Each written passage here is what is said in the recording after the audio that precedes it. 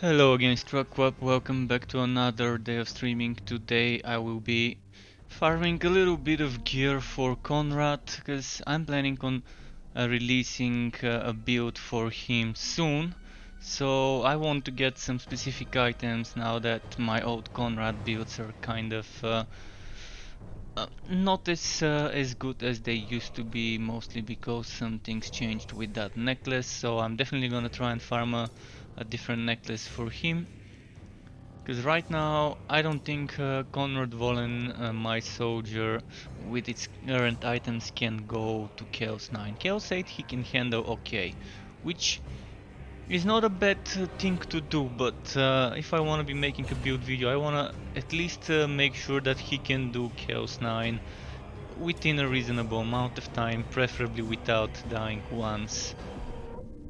I'm pretty sure he can do it, but it's not gonna be a reasonable amount of time right now. So the goal would be to change this.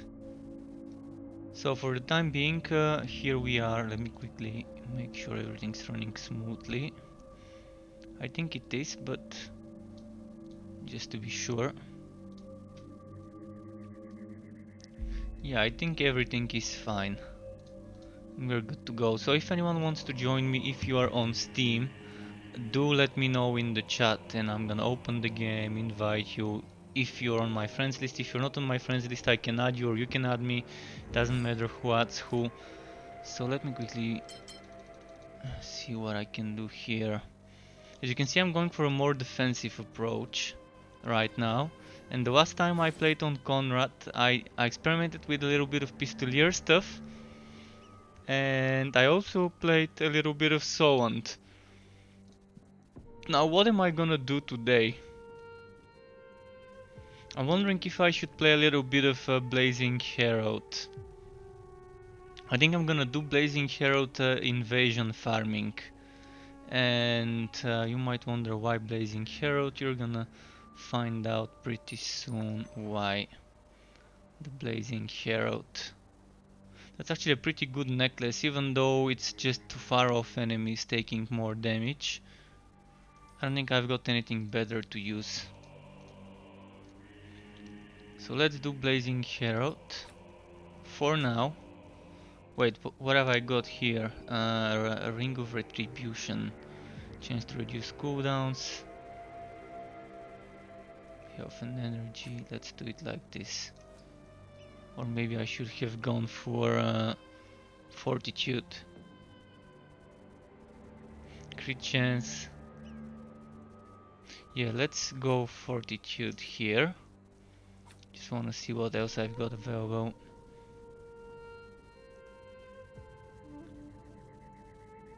This is my good fortification, so... Oh yeah, I was using this one because on the Pistolier I didn't really need the other one. Okay, just making sure I've got the right gear. Now... if I'm gonna be farming, probably Exemplar would be a good choice.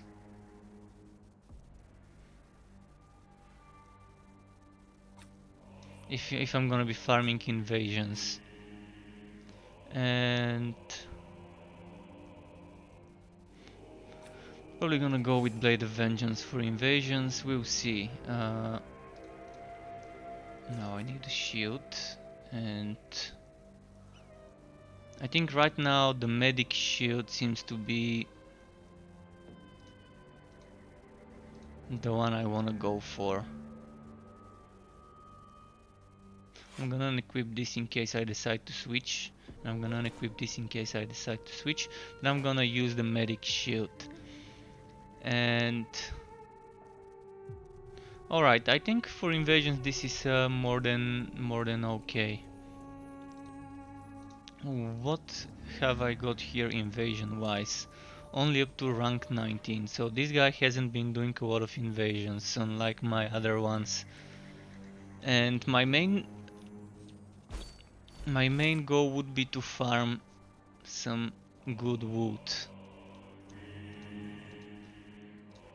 Ideally I need some accessories. So let's start with some of the easy stuff, and we'll see. We've got some time. We've got like 3 to 4 hours of farming. We'll see how that goes. Oh fuck, I forgot to change the build. I'm gonna quickly change the build. Since this is easy invasions, what I do for easy invasions is I do a build that's a little bit different than what I normally do. So let's reset this here. Actually, let's not reset this here. Let's go like this. I do need this one. I'm basically going for AoE.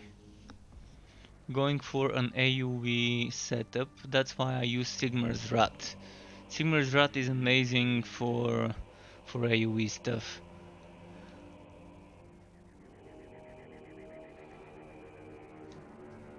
So okay. Do I want just the basic one? Or do I want this one? Yeah, I want this one because of the longer duration. And then what I want to get for this setup is more cooldown reduction. Shit, 1 point. 1 point. Oh, it's not just 1 point. I need 1 point here as well. So, cooldown wise, I don't think I can get any more cooldown reduction right now.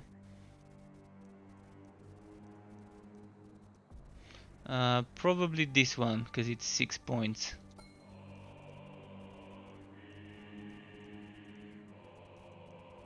I've actually done counterattack based builds before, and I can tell you they weren't good enough before. I might try it sometime again just to see how it changed after the changes to counterattack damage. But last time I tried counterattack damage based builds on Konrad, it was pretty bad. So I've got 1 point left. Where would I like to spend it? I guess it doesn't matter where, it's gonna be the same regardless. Let's see, energy, damage, energy, energy. So HP, damage or energy are my choices. Let's go for some more HP, doesn't matter. So why I decided to do this is for when you're speedrunning, I think a better option. For when you're speedrunning and farming, probably gonna use Lucky Charm because I'm farming. I'm gonna use padded armor.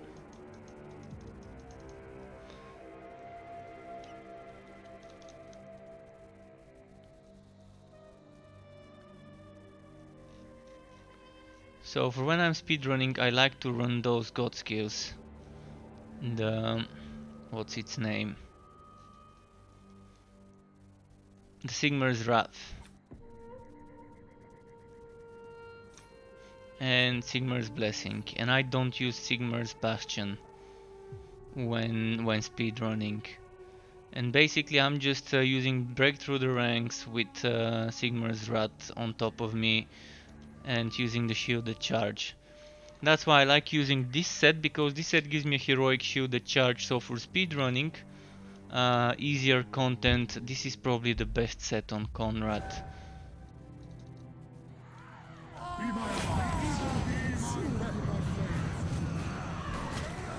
You can just run like this and they're gonna die.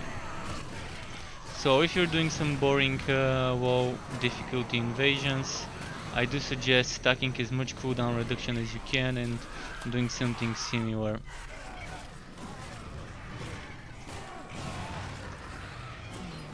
I didn't even need to kill this enemy, I just wanted to see what I can do with this non-meta setup in regards to damage.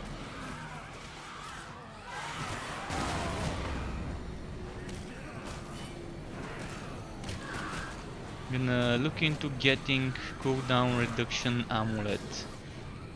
That's the main thing I would need. Oh, and one more thing in the skills. I'm probably gonna need... oh, and another auto-host. Two people are auto-hosting me on Mixer, Ouija and Messiah. Thank you for both if any of you is actually watching. Uh, really appreciate that. So what I want to do is I want to add Wisdom of the Apothecary. Normally when I do farming I equip my crit chance items. I'm not sure I've got crit chance items right now. I normally keep some blessed for crit chance. Before I used to use the soul on set and bless it for crit chance and farm with it. As you can see, I've got secondary soul on set. And there's my secondary blazing sun as well.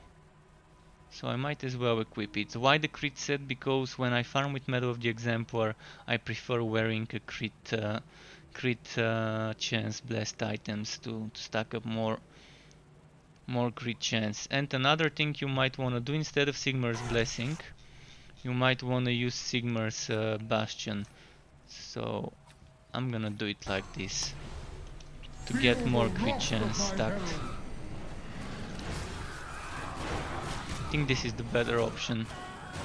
Because we want to be stacking that crit chance to get that wood quality. Look at that.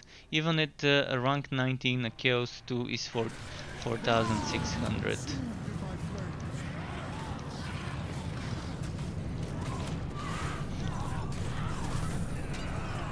I've not played much on Konrad invasion wise, as you can see, only invasion rank 19 on this guy. Just never felt like it. Most of the times when I was playing with others I was on Bragi or Eon tier, sometimes Lesser, sometimes Konrad. But the majority of the time it was either Bragi or Eon tier, I guess.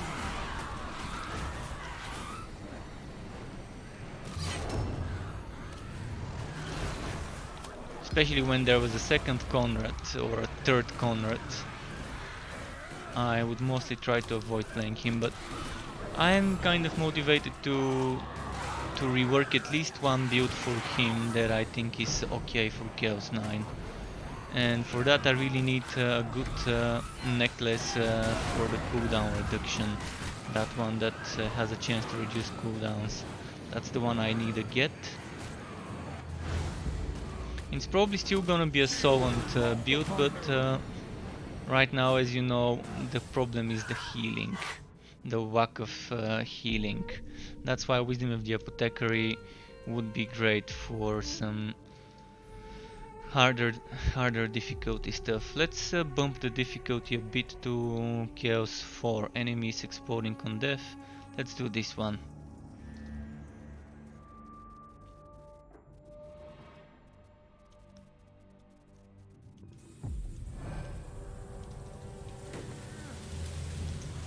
You can see why I like this one as a speedrunning build for easy content. You're just running there, dying around you as you do so. Of course, that doesn't mean they can't kill me, even on Chaos 4 in invasions. If you're not careful, you might end up getting wrecked when you're not using some sort of a meta build.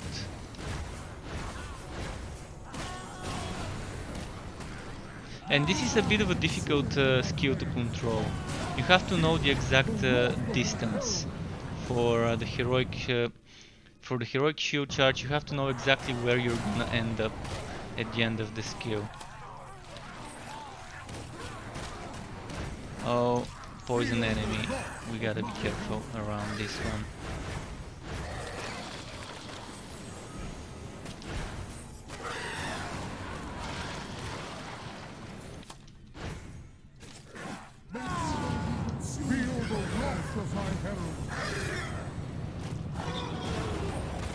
Alright, this one's done. It might seem a bit slow and sluggish, but it is Konrad right now. He seems to be promoted from S tier to at best A tier. Demoted, not promoted, demoted. Oh, and I'm probably using the wrong banner here. I probably should use the damage banner. I don't think I need that much damage reduction right now.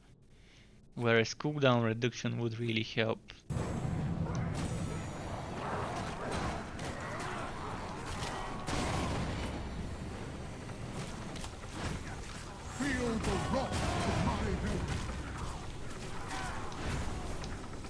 I wanna do something, so I'm gonna do Justice of the Empire here and this here.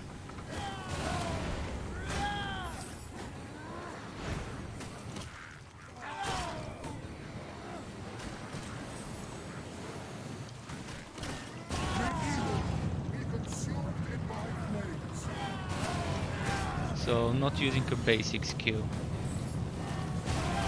By the way, what's the wood quality here? 5.5 thousand. Not bad. Not bad.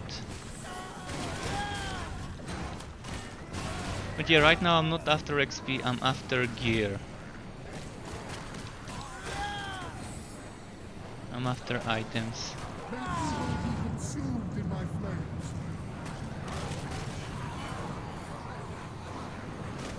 So that's why I'm not rushing to do the maps fast, but I'm rushing to kill elites and open chests. I'm still trying to do it quickly, just speed is not everything I care about right now, but I should. When farming items, speed is probably the most important thing. If you wanna be meta. If you don't wanna be meta, if you just wanna chill, then just farm with your own pacing. Eventually stuff would drop. If you've watched my streams before, you know that when I'm streaming, I'm not always at my A game. Fuck. A lot of poison there. Had to bail out.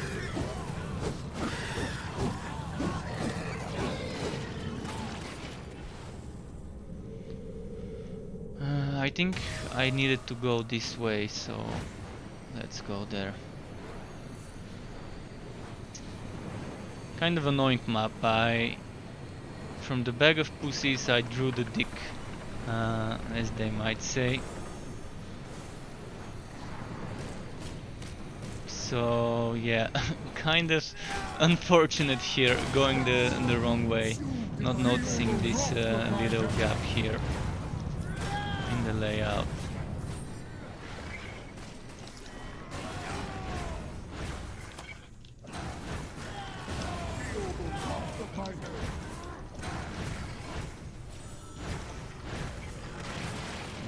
Let's go. The boss should be right around the corner, if I'm not mistaken. Unless it's one of those super long maps. Which it could be. It could be one of those super long maps.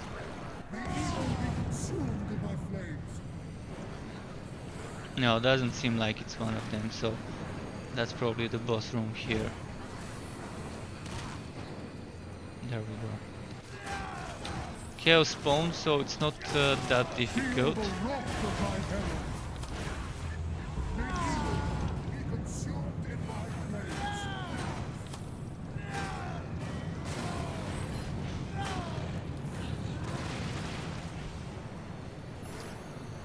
So far, no green items. I'm gonna sell whatever dropped and... No.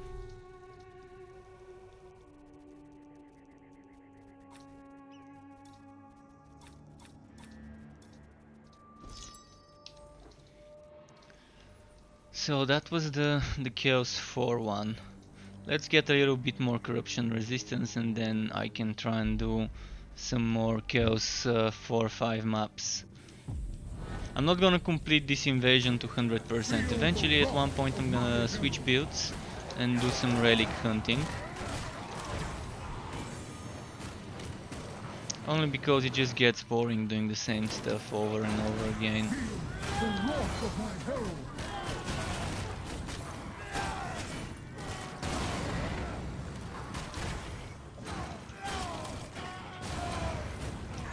the wrath of my herald. May evil be consumed in my flames. Okay. Feel the wrath of my herald.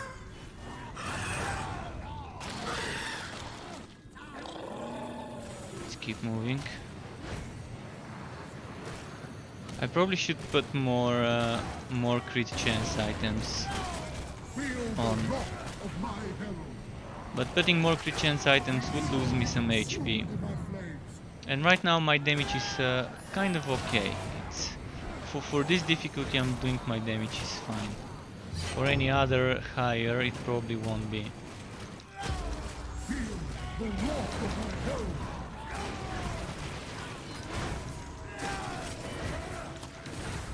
I'm loving this vacuum of this set. That's why I'm using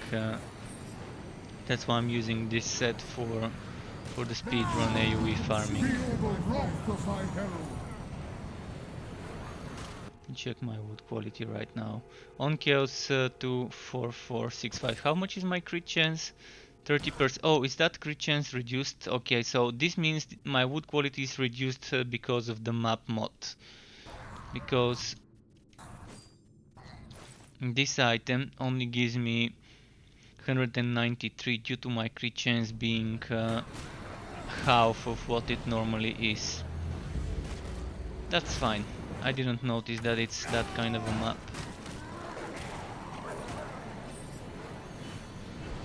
So we're like 200 wood quality down on this map. I'm gonna try and get it over with quickly.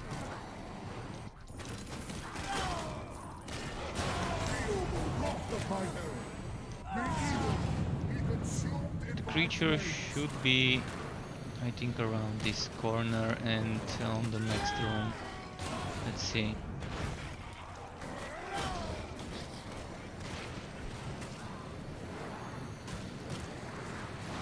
Oh no, it's one of the other maps.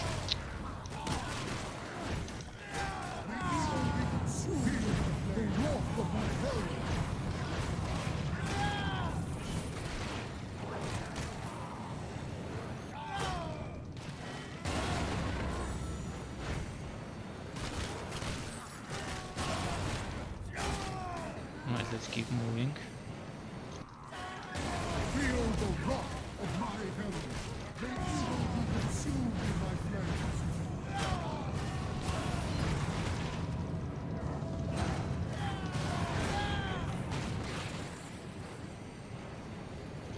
flames. Still no wood, still no greens. So let's see my crit chance now, 51%, and this can go up to 80. Anything more than 80% is just not gonna show up, it's gonna be removed. So that means if you... let's do it, let's get more crit chance equipped. If we get this crit chance, and if we get... is that crit chance? No. Some crit chance here maybe? No. Yeah, Solent used to be my crit chance farming set before. As you can see, I don't have spare items with crit chance on the blazing except one piece. But that will change. That will change. I'm gonna make a crit chance set maybe later if I see more blazing drops. Oh, it's this fight. Wait.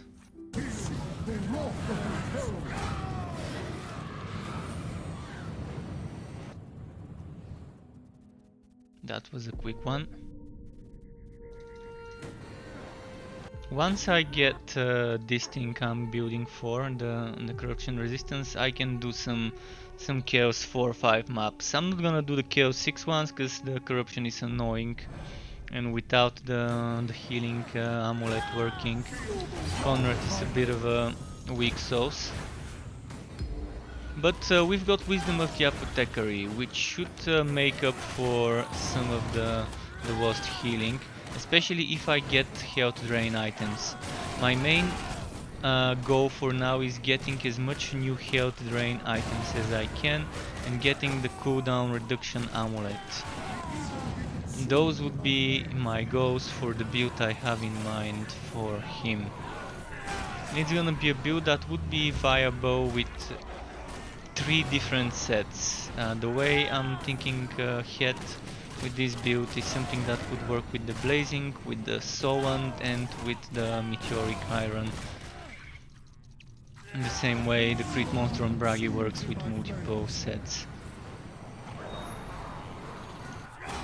For the pistolier it's a different playstyle, so that's why I'm not suggesting that. Feel the wrath of my herald. You can see right now the damage numbers are bad, but that's not the build I've got in mind.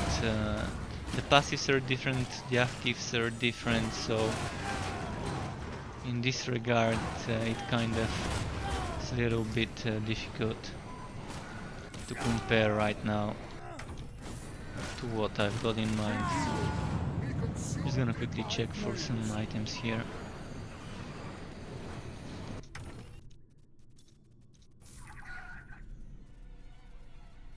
Let's do the next one.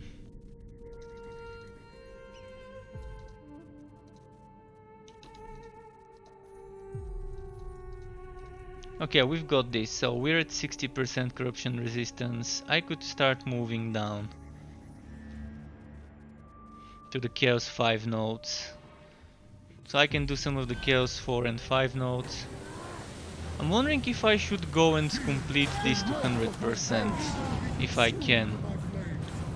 The cooldown reduction maps might be a bit difficult and require me to play the pistolier setup for the boss fights. We'll see.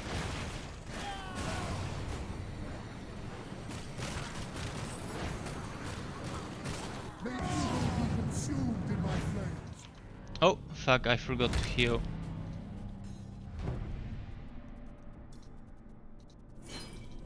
Let's use some fragments. Feel the wrath of my herald.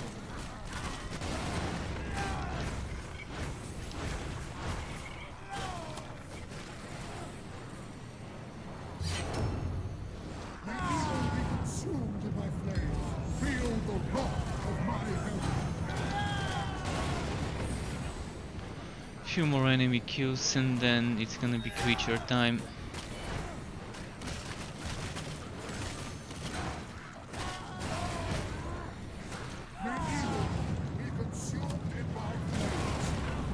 You see how I'm pulling them closer together? It's amazing when this happens.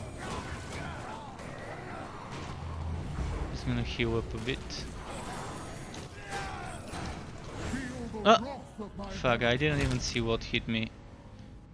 I saw this guy was swinging, but okay, gotta be a bit more careful. They do seem to do a lot of damage. And I'm not stacking all the damage reduction I need right now. Okay, those are done.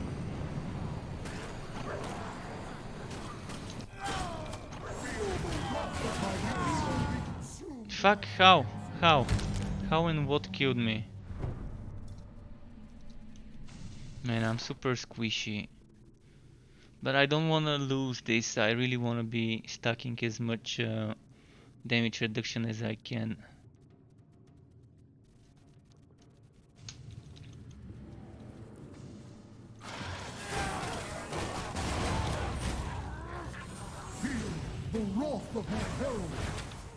How? Man, they're draining my HP. Is it armor permanently reduced map? Something's...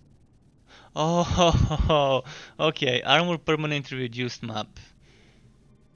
And HP permanently reduced. So this is the thing in the game that they really need to just remove. Remove it, change it.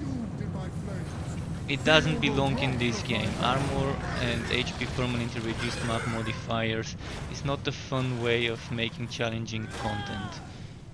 It's pretty lazy way of making challenging content. This basically turns into bullet hell where you get insta one shot after a while.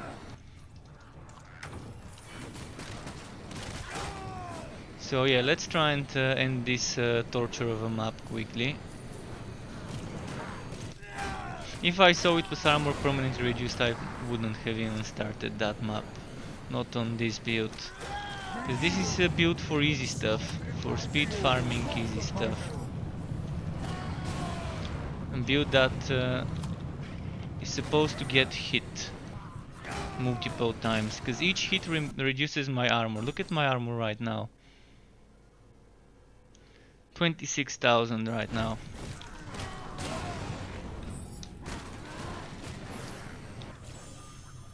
And I'm down to 114,000 HP from 200 and something thousand HP. Marwan Wow 89, welcome, and I Ghost Recon, welcome to you too. I was using the damage reduction banner just earlier. This is just a map that regardless how much damage reduction you've got, you're gonna die eventually, because the armor gets reduced by a lot. And Grim Dawn, I've played Grim Dawn so much that right now I can't have fun playing Grim Dawn. I've played it so much, I'm just bored of the stuff in there.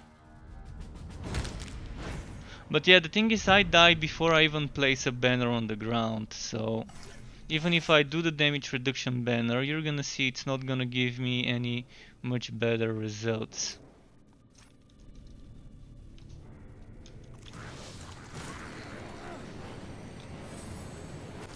See my armor right now, 26,000.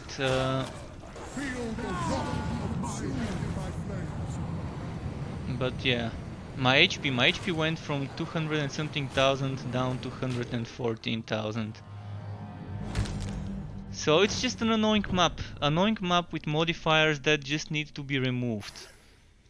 Whoever thought that this would be a good idea really needs to go and have himself checked. This is not a good way to make challenging content in a game. You can look at games like Last Epoch, you can look at Grim Dawn's Shattered Realms, you can look at Wosen's equivalent to Rifting. That's good ways of making map modifiers. Wosen actually did quite good work in the modifiers after some feedback. Some map modifiers were terribly OP and annoying, so they decided to remove them. And that's what I like about the modifiers there. Even though there were some overpowered ones, they removed them. And you can see I just can't survive, regardless what banner I'm using.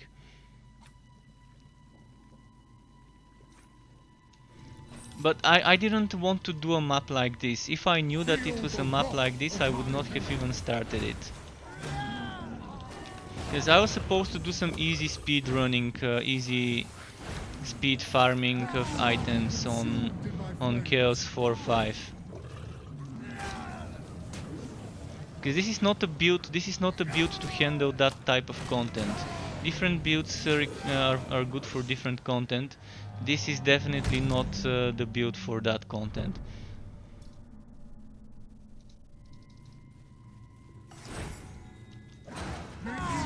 So the only thing I've got as an option here is to try and burst fire the boss, or to give up and retry the map. Wait, let's just give up and do another map. I'm not gonna waste any much more time on this map.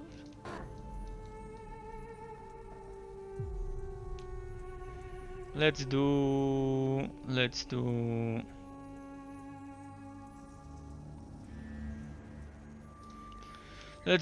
one.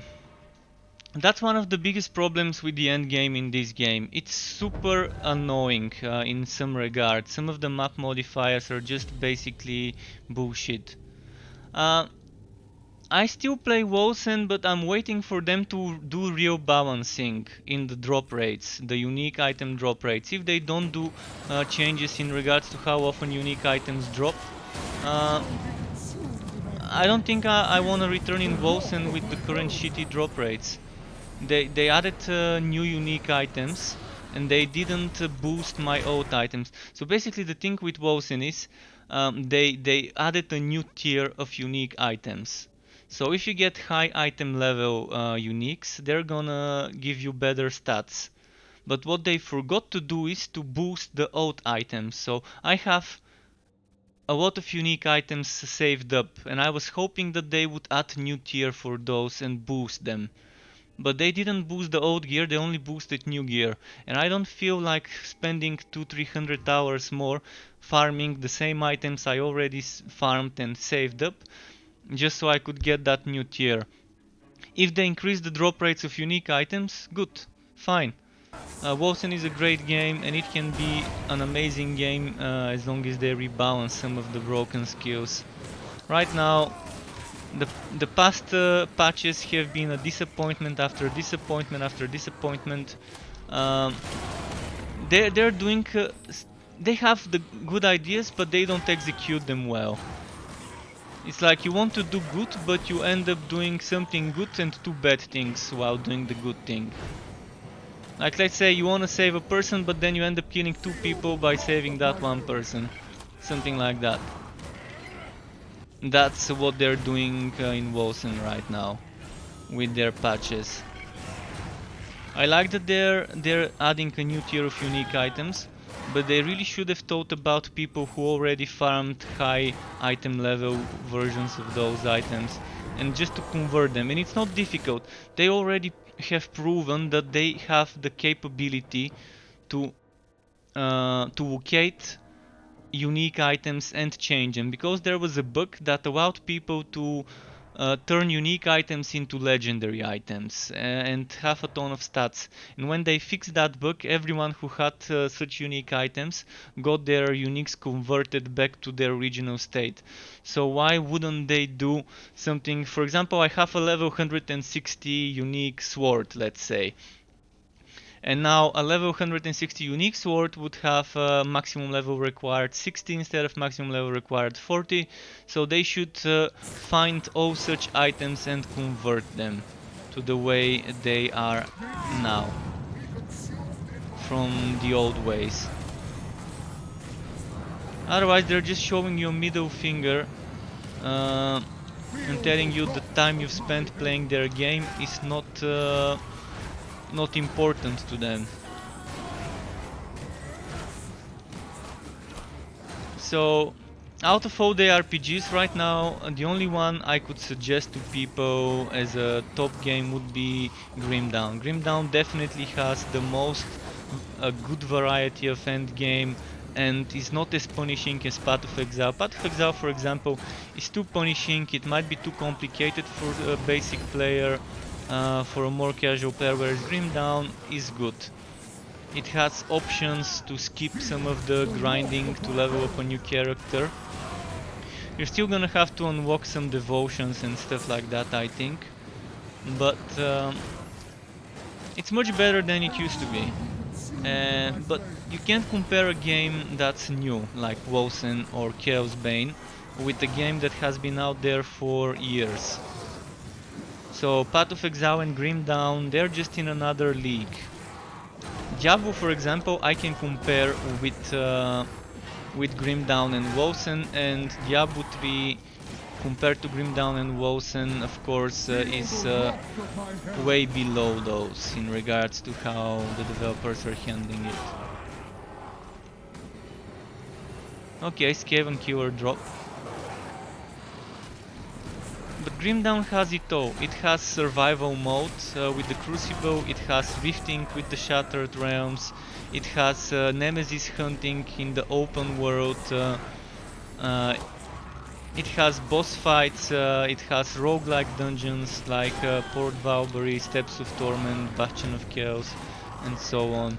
It has so much stuff to do. It has those secret quest bosses, quest missions where you're collecting the stones. Then there's the Ravager, then there's the Mudgrogan avatar.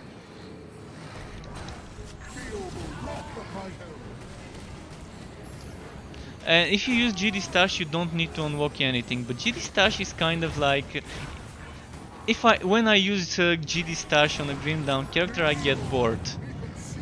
Because then I give myself all the monster infrequents that I need, and then I'm just farming for grinding, which is fine for a while. But I don't feel as satisfied if I were to get the gear myself. I would feel much better knowing that I farmed it myself and it's not GD Stash that gave me the items. For making builds it's okay. I understand that a lot of build makers for Grim Dawn are probably using GD Stash to save time when theory crafting some things.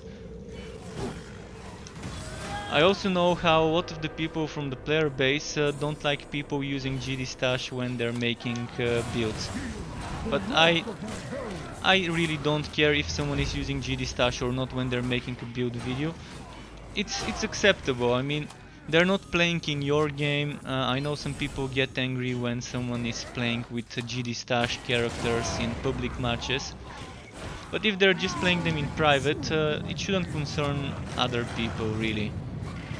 People shouldn't just care about that much. But it definitely removes some of the fun. But it also allows you, for example, if you're getting super unlucky, trying to farm that monster infrequent and it just doesn't fucking drop, of course GD Stash could help. But still, Grim Dawn has some strong modding community. That was the same case for Torchlight 2 and Diablo 2 were some of the strong titles in the modding community. Even Sacred 2 had some decent mods. Yeah, and the same goes for Grim Dawn right now. The modding community is super strong in the game.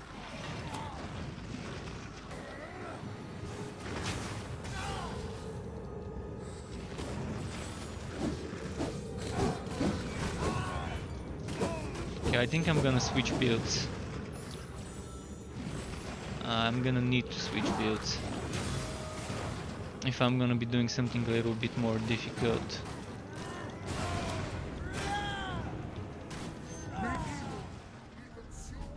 Shit.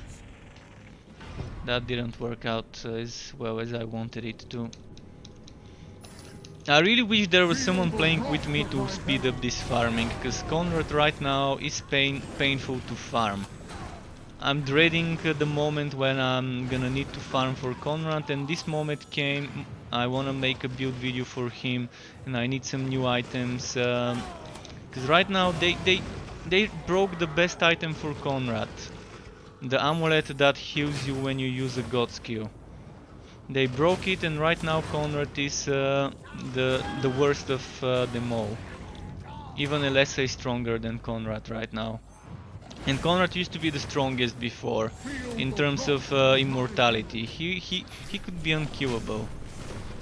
He could face tank everything, except things that had cooldown decrease maps. Maps like this one, skill cooldowns are increased for all players. Things like this was the only problem for him before.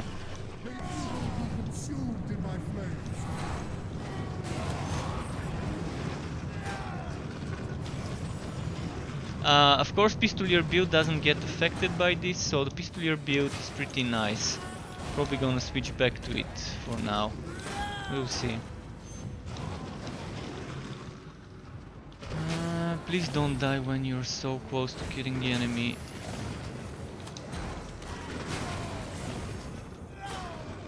Alright, this one's done. I'm gonna switch builds and stop doing invasions, maybe. Let's see. Oh! No wonder I'm dying so much. No wonder I was dying so much. My shit here was not well.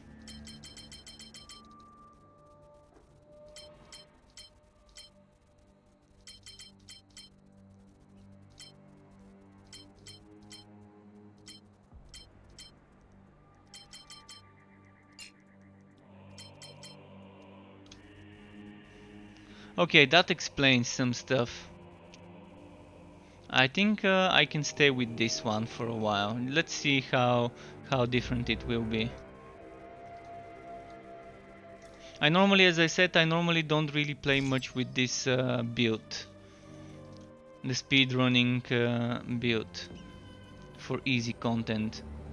It's supposed to be used on things like Chaos 2, 3, 4, 5. Maybe up to Chaos 4. Let's do that one. You bought Vast Epoch. By the way, Root Foxes, I will be playing some Vast Epoch tomorrow. Vast Epoch, I will be playing some tomorrow, because what they're saying is patch, the new patch, what was it, 08 something? 08 something supposedly removed like 70% of the content or something, 70% of the game. So they're excited to announce that their upcoming patch 078 removes 70% of the game. Don't worry, it's just optimization. That's what I really wanted to hear for Vast Epoch. So tomorrow I'm gonna be streaming some Vast Epoch, and now to everyone who's wondering about the news, here is the link. So their upcoming update, patch 078, removes 70% of the game in regards to optimization, which is a lot. It's a lot, and that is great. That's the main reason I stopped playing it, because I just couldn't enjoy it that much. That and the lack of endgame variety. I don't like doing endless arena mode. I like having an end. I like the Crucible in Grimdown. This is what I wanna see. I don't care about fucking leaderboards, but if there's leaderboards, they really needs to be an end. If you make an endless leaderboard, then you're making way for the no-lifers, for the people who can stay for 6-7 hours doing the same content over and over again. You're making a leaderboard for that, a no-life competition. It turns into Diablo 3, where people are competing who can no-life more than the other person, with the unlimited Paragon levels and unlimited Rift levels. If you want survival mode, you need to do it like the Crucible in Grimdown. Have some checkpoints, have some points, and based on those points people can compete who can earn more points, and have an end to it. Different stages, and let people decide, do they want to use the points to give themselves buffs, or do they want to save the points to get better high score, something like this. Currently the arena is super bland, and the other endgame mode isn't that much different either. So at first glance, Vast Epoch seemed like it has enough variety in the endgame to keep me busy, but right now I'm waiting for them to add the new endgame modes. They're supposedly adding more crafting and more endgame modes, so I'm gonna wait. I think by the time Vast Epoch releases, it's gonna be amazing. If anyone doesn't have Vast Epoch on their wishlist, make sure to follow the game, add it to your wishlist on Steam, and just check the update news every 1 or 2 months. Eventually the game is gonna become much better, and I can't recommend it that much right now. But right now I think the only game I can recommend would be Grimdown, in the genre anyways. But Vast Epoch would be something that I can see myself recommending a lot once everything they have planned in their roadmap gets added.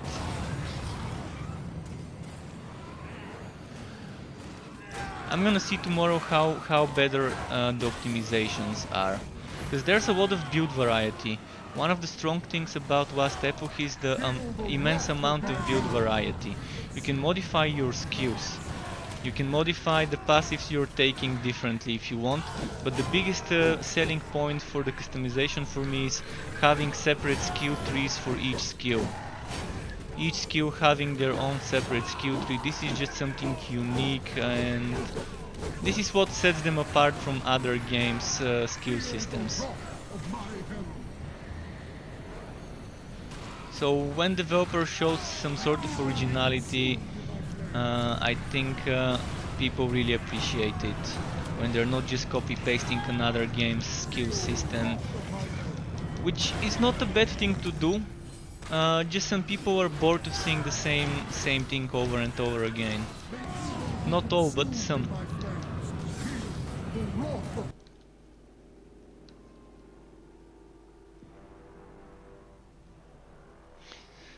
You might just buy the bullet and get 1660 or something. Well, 1616 is a good game, definitely a good game. Good VGA, I mean, good video card. So if you want to be playing a game that is more demanding, that's a good price-quality ratio. I always have been the one going for the budget video cards, like the 60 versions of Nvidia. Right now I'm with 1060, but my next buy probably would be if I end up having money for an upgrade, which I don't see it happening in the foreseeable future. But if I end up having a budget to buy a video card, I'm probably gonna go for 1660 or 2060, depending when it is. Because right now 1660 is definitely worth it. Although AMD video cards are not that bad either for the price. Yeah, they're not as strong as Nvidia video cards, but they're definitely worth the bargain if you like AMD video cards.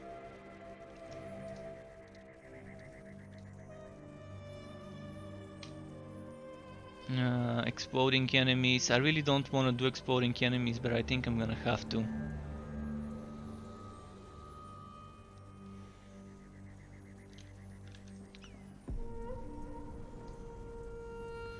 Just a moment. I need a minute to quickly change some of the appearance of my chat window. Just a moment. Appearance, transparency. There we go. I think that's gonna be better.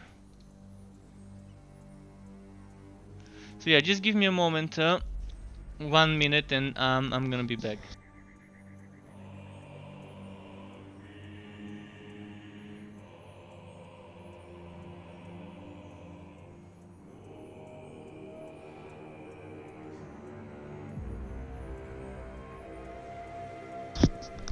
Alright, I'm back.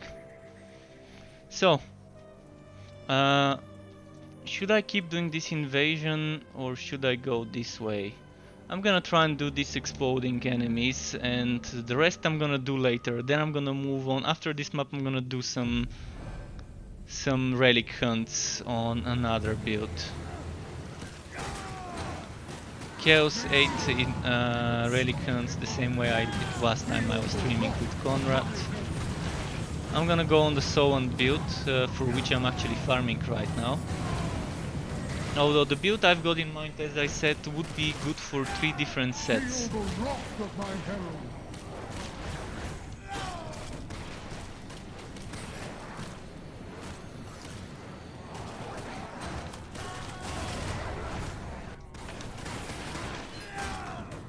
So this is what I say I don't like about this map. Explosions when the enemies die. In Act 1 and Act 6, that explosion is not optimized, and you can see how my FPS is going to half of what it normally is during those explosions.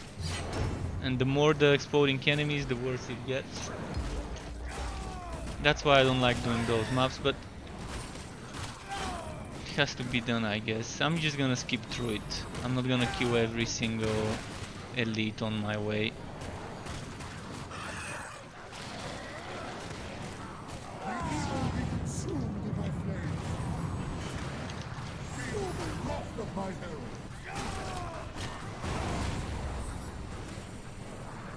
Okay. We are here. Fuck, fuck, fuck.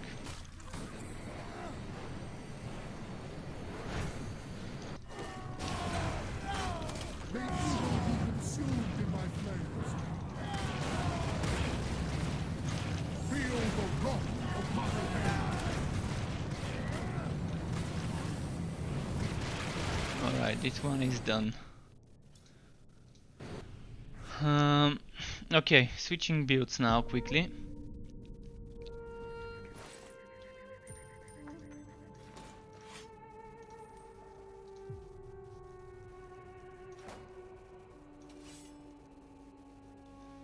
So, fortitude,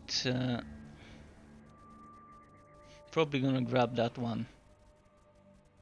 But not that fortification, the other fortification. Where did it go? This one. So we're grabbing that ring. And I would ideally be using a retribution one. And this one is not so bad. It has cooldown, crit chance, HP, doesn't have damage. I really need health drain items.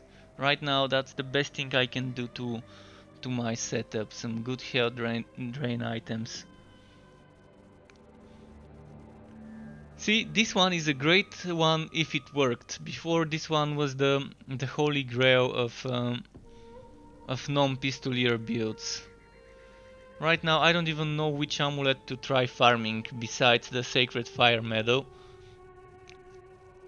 So for now I'm probably gonna use this one, only because it has crit chance and flat damage. Or this one with the cooldown reduction, let's see. Maybe this one. Cooldown, crit chance and crit damage. Tempting.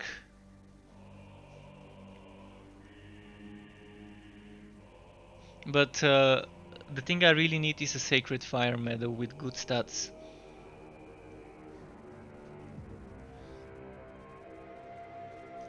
I could go for Exemplar. Let's see how an Exemplar would be.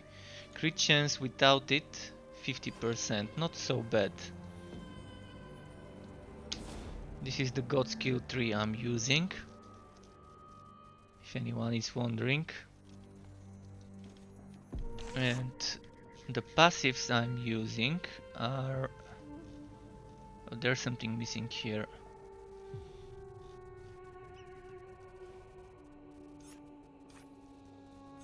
I've got this, I've got the Herald. I'm missing something. I've got Duty Chain Reaction, I've got Pallet Armor. Well, Hero of the Desert is one thing we can add here. Another thing we could add here is Indestructible, I think. No, Bastion Against Corruption. Well, Indestructible is also nice because it gives us block chance and we do need block chance.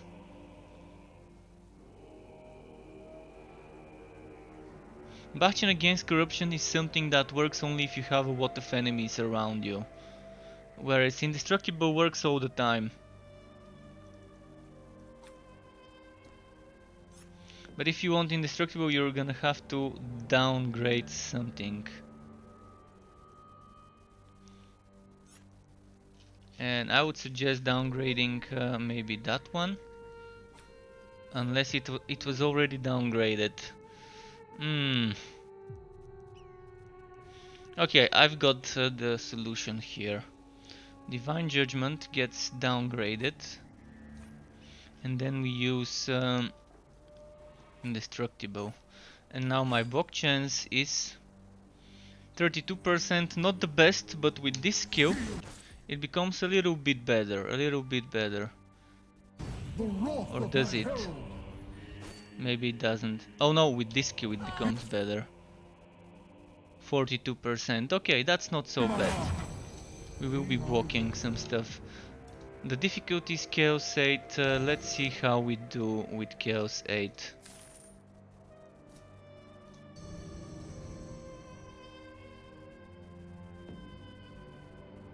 And yeah, CPU bottlenecks is what I used to have. Before I upgraded my motherboard and CPU, I was having CPU bottlenecks Right now my bottleneck is actually not the CPU, thankfully, and it ends up being the GPU now.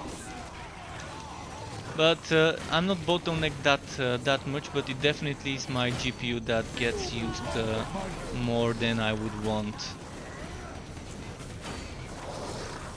But I was thinking about content creation. When I was upgrading, I was thinking about content creation, and I realized it's gonna be better to upgrade the CPU and motherboard for my content, so I can have faster rendering and just to make the whole Adobe Premiere and After Effects work a little bit faster.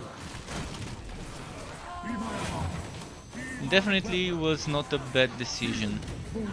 I think AMD CPUs right now are amazing for price versus quality, although Intel just released a new generation of 10 core 20 thread CPU under $500, which is still a solid price for the new i9 10900, I think. i9 10900 10 core 20 thread CPU. But Intel has been slacking off lately when it comes to CPUs. Yeah, for some games are much better optimized for Intel, and Intel is still better for some sort of gaming. And they also have some amazing CPUs for workstations, but the price on those CPUs is just... For the price of an Intel CPU, I could get myself a new motherboard and a new CPU in AMD, which is almost as strong as the CPU in Intel I was eyeing back then, when I upgraded. So AMD is getting a lot of new loyal fans. I know there's always gonna be Intel fanboys, AMD fanboys. I used to be an Intel fanboy. I used to always say, oh, AMD, yeah, okay. But now I really love AMD when it comes to their CPUs.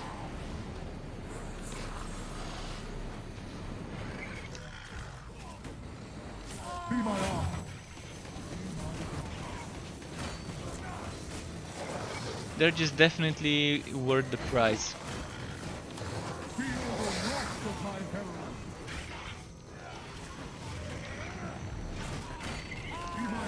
Oh fuck, not hit.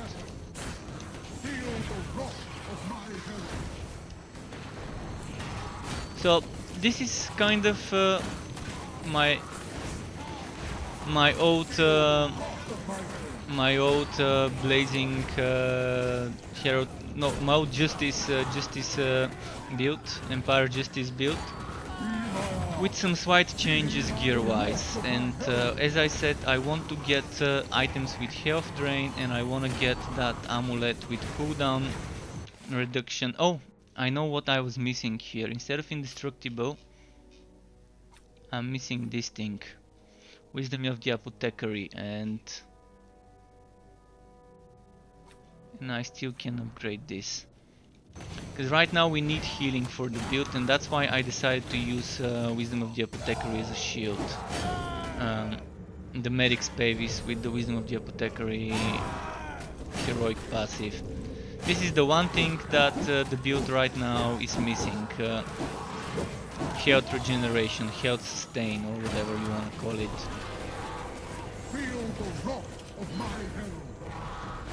And by the way, you shouldn't be fighting a single enemy. If there's just one enemy, move a little, get more enemies, build those vengeance stacks if you're using Blade of Vengeance. Blade of Vengeance now only needs 10 stacks to get the most out of it. Yeah, it got nerfed, but also the stacks are not 20, but rather only 10 stacks.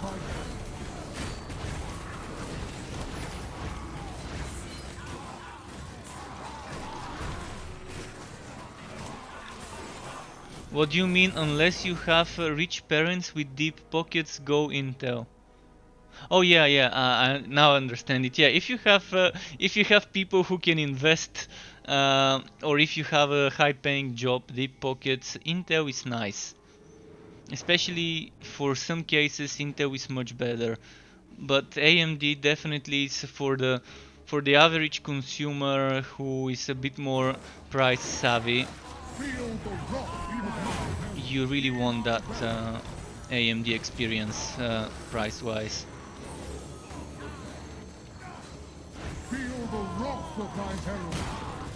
But for video cards, I still think AMD may be much cheaper.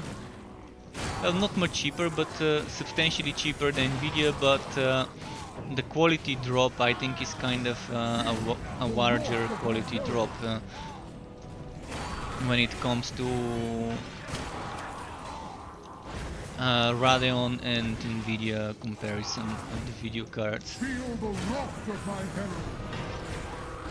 But I haven't used a Radeon video card. I've only talked to my friends who use such, or I read forums like Guru 3D and some other hardware forums, and I watch some other content creators on YouTube that are hardware stuff related, like Winus Tech Tips and Gamers Nexus and so on. So from what I'm hearing, Nvidia still is better for video cards. If you can afford to save up a little bit more money, it's worth it.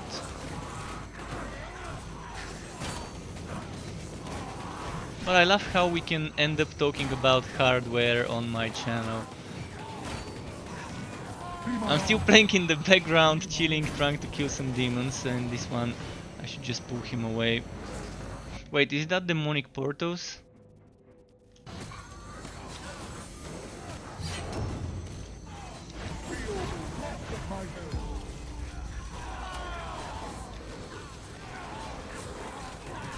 Move, move, Feel the wrath of my herald.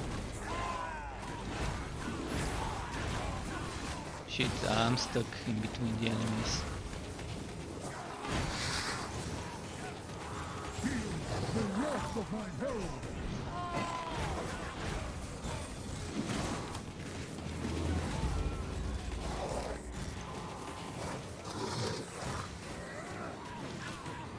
I need to be spamming my banner more often, I think.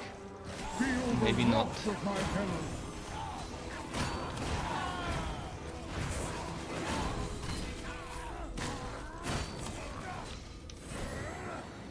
There's one thing that could probably make this build a little bit...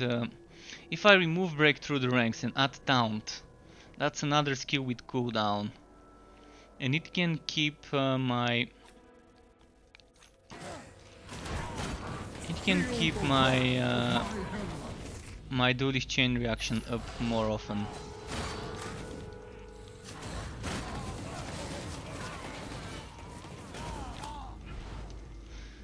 Let's see. Instead of break through the ranks, let's see how that would work, having taunt. And if I have taunt, I can actually play without the grudge holder, but rather with the without the Blade of Vengeance, but with the grudge holder. With the grudge holder I'm gonna do less damage, but I'm not gonna have to bother about building stacks. But Konrad is such a swobby, that's why I like using break through the ranks normally. Feel the wrath of my herald.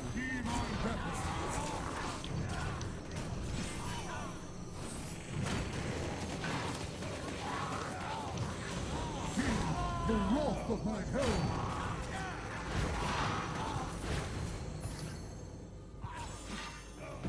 Alright, I'm gonna remove this. He's just very immobile like this. I need that mobility.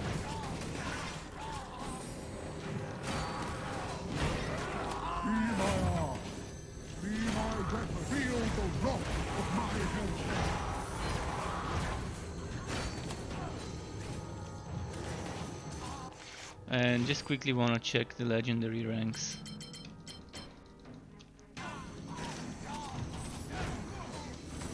As I said, when it's just a single enemy, you're better off not fighting it.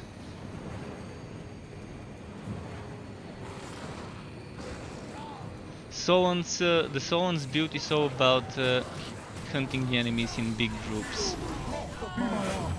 To keep walking and to keep resetting your cooldown so you can spam meteors like this.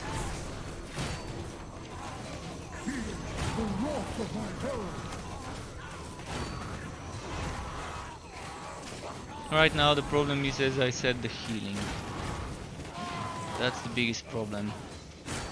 And I don't think any amount of health drain would give us enough healing.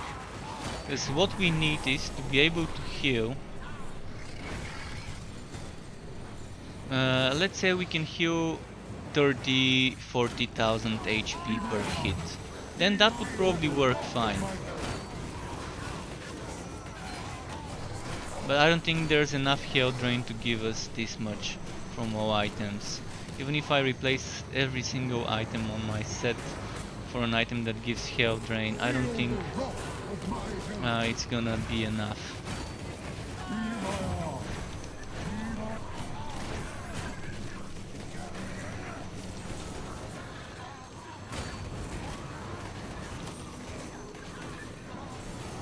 Come on, come on.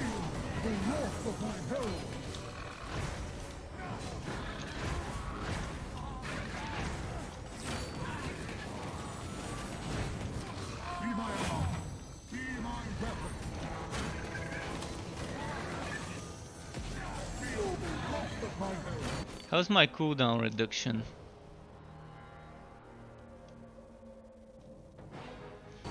54%. Still not enough. Still need more cooldown reduction.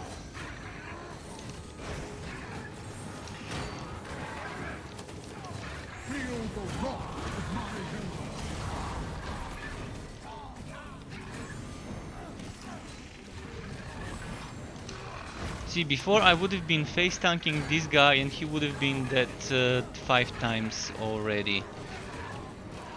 With the Thrice Blessed Copper Medal and the healing we used to get from it. Not sure why they had to break this item to stop healing. I assume they wanted to nerf it. They wanted to nerf it. That, look at that. I'm gonna be using this and then I'm gonna be using pew pew pew. So before every beam, I'm gonna show you this one. So every time I do this pew pew pew, used to be healing me for 20% HP. And I think they wanted to remove this, but they ended up removing the healing on the initial cast of the God skill. Which means when I use Sigmar's Bastion or Sigmar's Blessing, I won't heal for 20% HP with that medal. And if they left this one, it would still have been fine. It would mean you have 2 skills, you can use them once and you can heal for 20% every few seconds. It would have still been a strong build even if you can't heal with every beam. So I think they wanted to remove the beam healing and to retain the normal healing. And ended up messing it up in such a way where now Konrad kind of, as you can see, can't do much.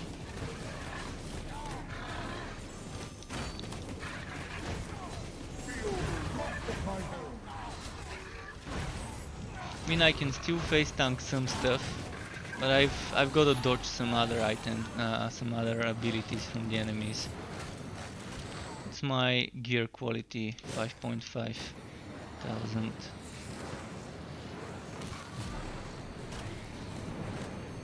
But if anyone needs some help,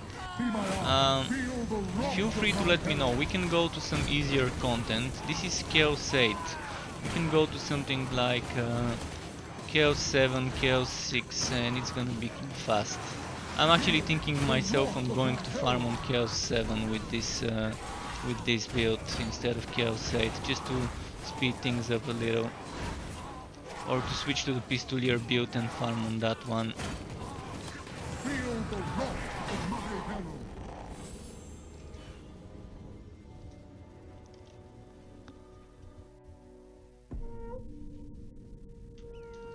Because it's taking much longer than it needs to complete a map right now. Uh,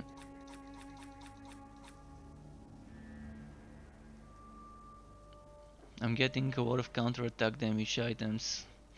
I will test counterattack eventually. I will test counterattack, and by the way, as I said, tomorrow will be a day for Last Epoch. Just to see, not tomorrow, when they add the patch. When they add the patch. I don't think the patch is gonna be coming tomorrow. But when the patch comes, I will be testing Last Epoch. I thought the patch was already there, but realized that it's an upcoming update 08. So let's do this. Let's go to Chaos 7. It should be much easier to farm on Chaos 7.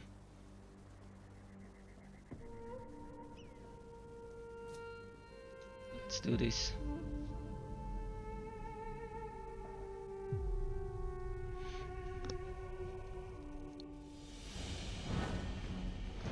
But yeah, as we were talking earlier about Wolsen, I was thinking of playing Wolsen today. I wanted to play Wolsen today, but then I remembered how they haven't done any changes to the drop rates and how bad my experience has been with trying to get new unique items. Maybe tomorrow I can do a little bit of Wolsen, we'll see. I'm just not a big fan of having to refarm the exact same items as before, just so I can get the new tier, where I've already spent a lot of time expecting that eventually those items would get boosted. I've been stashing them, saving them up, having a collection of unique items. I even traded some people for some of those items, and then them ending up showing me the middle finger by not boosting my old items and making me farm them again. It just feels wrong, the way they handled that whole new unique tier.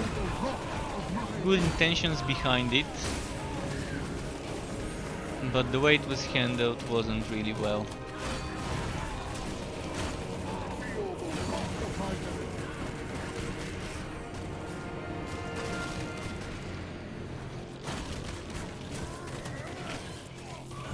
The wrath of my herald.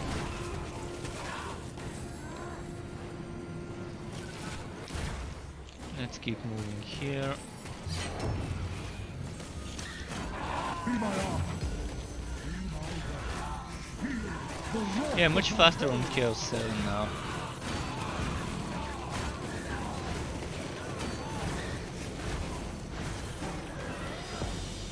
Keeping those vengeance stacks.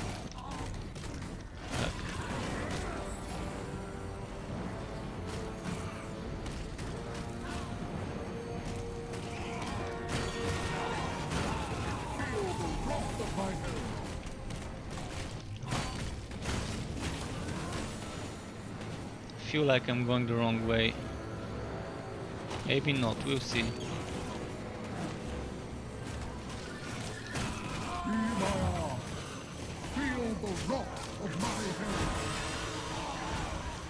I'm gonna check how it's gonna be if I equip the other banner for cooldown reduction. I don't need it for the damage, I need it for the cooldown reduction right now. And since it's Chaos 7, I can probably handle that loss of 30% damage reduction.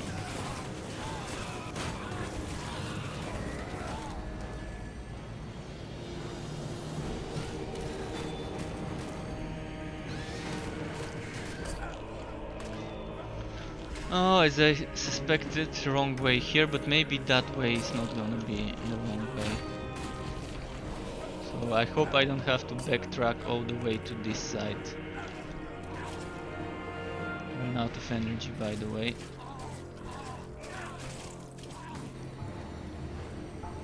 Oh, this is a map that permanently reduces energy, right? Yeah. That explains why I ran out of energy. I normally never lose enough energy to not be able to use my breakthrough ranks. Feel the wrath of my arm. Oh, too much damage.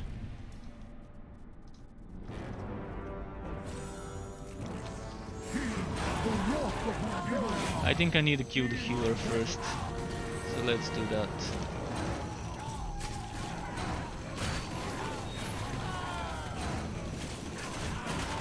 Okay, now that the healer is dead, I can focus on killing the rest.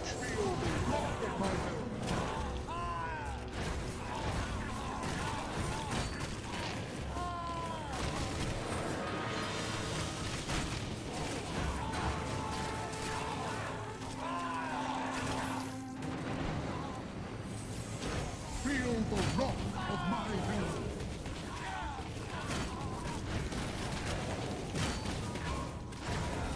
There we go.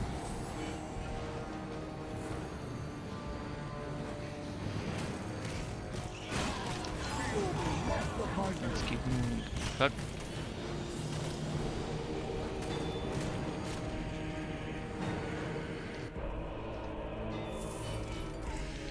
And let's do another one. Yeah, this seems like a good difficulty for this build. I wish I could farm items for one character on another character. How good would that have been? To be able to toggle an option. To have like an option in the settings on and off toggle switch to drop items for other classes while playing. So for example, I'm playing Bragi, but I can get Konrad gear.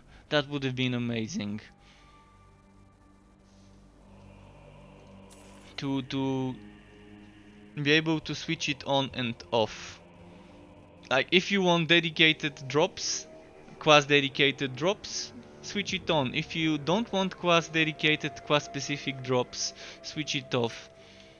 I think games with class specific gear really need an option to switch it on and off, to allow people to farm gear for their outs on their other characters. Because right now I would have preferred playing on my mage, on my engineer or on my slayer to farm gear for this guy until I get the gear for that guy. Would have been much faster, because I could have been doing like 3, 4, 5 minute runs. Very quick runs on the other characters on Chaos 9 or 8.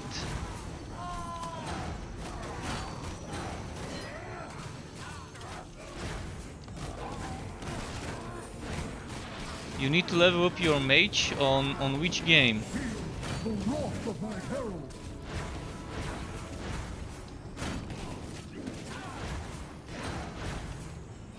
If you're talking about Chaosbane, well, Chaosbane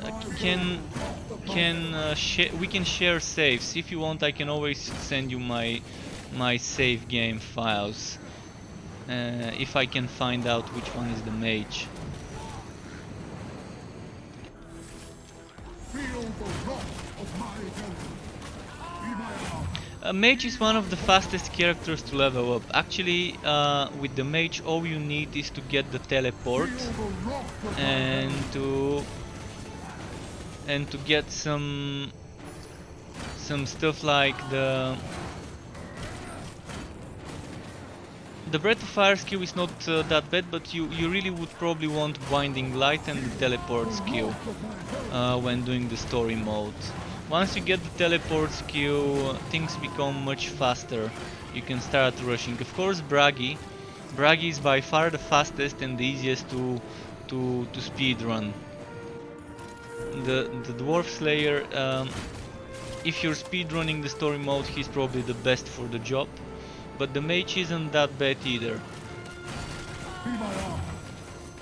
All the classes have some sort of mobility skill that would make speedrunning stuff easier, but with Bragi it's much more spammy, because with Bragi you just need the charging Avenger or Avenging Charge, whatever it was called, and then you need that immortality skill that makes you not use energy. Once you have those two things, the formula is kind of finished for speedrunning story mode.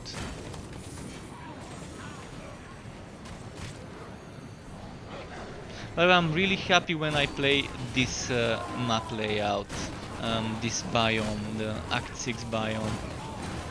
Really wish it would give me that more often, but without exploding enemies.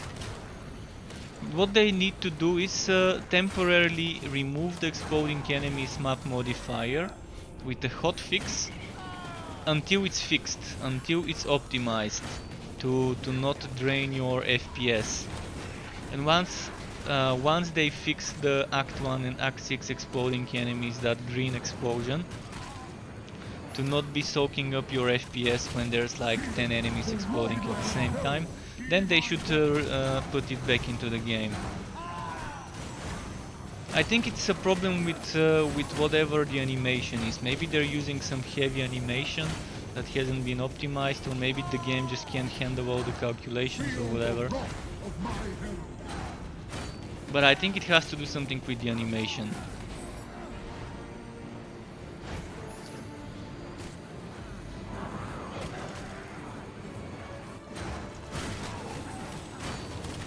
See, maybe they need to just replace the animation temporarily.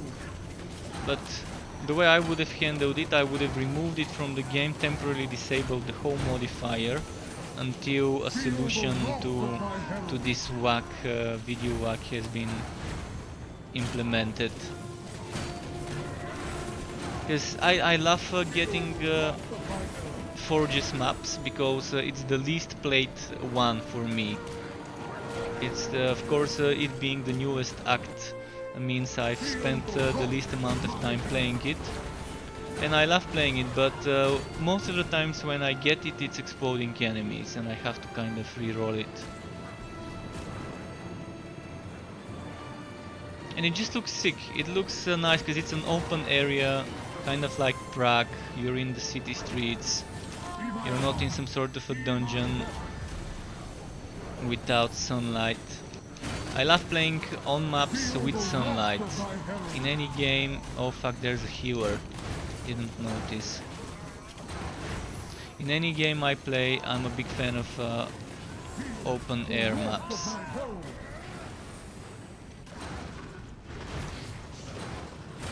It doesn't have to be super bright and shiny. It can still be grim and dark and spooky, but I like it when it's outdoors. Path of Exile has amazing amount of outdoors maps.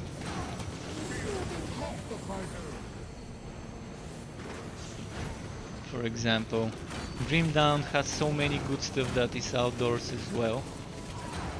Feel the wrath of my herald.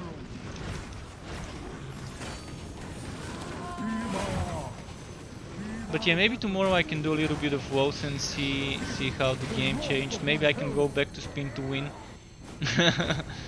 I do have some ideas for at least 10 builds in WoSen. At least 10 builds I wanna try with specific unique items, with the new boosted unique items.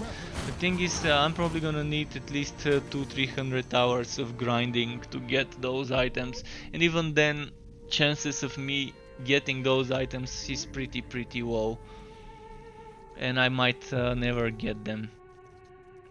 And there's no way to negate bad RNG in Grim Dawn. There's no way to say, hey, do this boss. It's gonna drop. It has better chances of dropping this item. Because there's no open areas in WoSen. In WoSen you can't go like in Grim Dawn to fight a bounty or a nemesis or whatever. You can't go and explore the open world. It's like a some of my viewers used to say like a mobile game. Once you're done with the story, you can't repeat it. You can still do boss rushes with those craftable items, but the drops from those are terrible. And this is a good opportunity to make people do those bosses. If I were from the WoSen team, I would suggest to whoever is the game director to make it so that those bosses that we can do in a boss rush, from those items that we can craft, the special boss maps, so that the bosses have super high chance of dropping uniques and legendaries, so that people feel motivated to farm them and to do them. Because if you remember, some of the big streamers actually quit after doing a boss fight like those, the hardest boss fight you can do on the hardest difficulty, and not getting rewarded.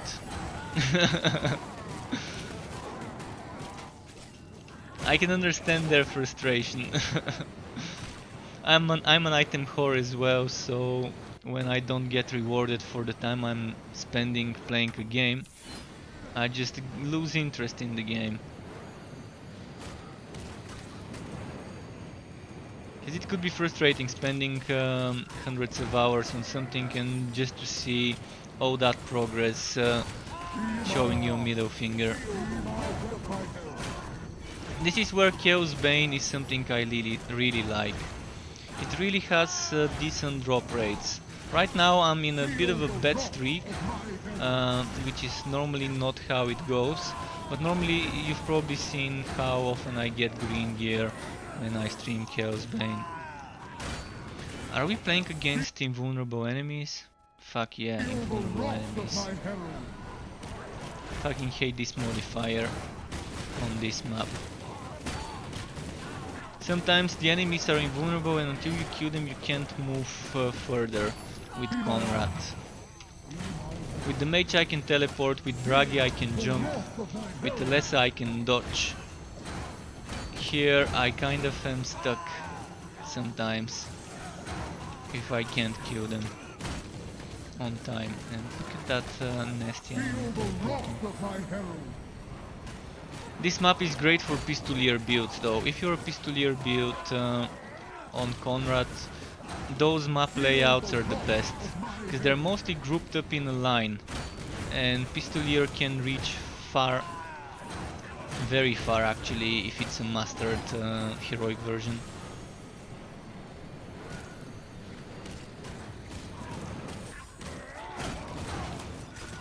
And by the way, Root Foxes, if you need help leveling up, I can give you levels, but boosting your levels would not complete the story mode for you. But it is possible for you to join my game in Chaos 7, 8, 9. I can probably get you in a Chaos 9 match with my Bragi, for example, and just power level you quickly. It's gonna be an amazing XP. Actually, I can even do it on Chaos 10. You're gonna get to level 50 within a few seconds, probably, if I go to Chaos 10. And then you can just speed through with all those levels. You can speed through the story. So if you want to get power leveled, let me know. Or if you just need help farming, anyone is welcome to play with me. In fact, I prefer playing with others. I've played so much so in this game, and this is the game that's super difficult to find a public match. I'm gonna open my game to the public. So anyone who wants to join, you can select free roam on the join game. And when you do free roam, you should be able to join this match without me even inviting you. But of course you can add me on Steam, and I'm gonna post the link. I will post the link to my Steam in a moment. Just let's finish this map first. Because now that it's open to the public, I can pause.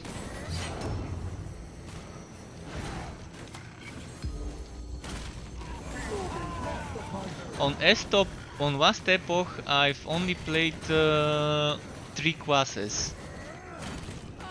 I've only played 3 classes on Vast Epoch, but I can tell you which ones were easier for me to play. The Sorcerer was much easier in the early game. In the story mode, the Sorcerer was much easier, but I had a bit more knowledge when I played the Sorcerer. So when I was playing the Ritualist, the Beastmaster, I definitely didn't have a lot of knowledge regarding how to build my character defensively, how to stack glancing blows, dodge rating and all that stuff. So maybe that was the reason why it felt easier. And on the Necro it also felt a bit easier. Not Necro, but what's its name, the other one. I forgot the name, but anyways, that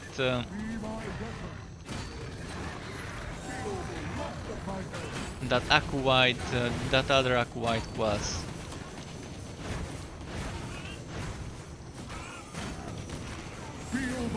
The one without the summons. Warwalk. Was it Warwalk? No, it wasn't Warwalk. Warwalk is the upcoming one. But yeah, Sorcerer is super fast and easy for first playthrough, especially with things like the ice spikes, the ice glacial spikes, or whatever it's called, the glacial explosion skill. Super strong one. Oh, Sacred Scepter. Keep getting shields and weapons. Accessories so difficult to get in this game.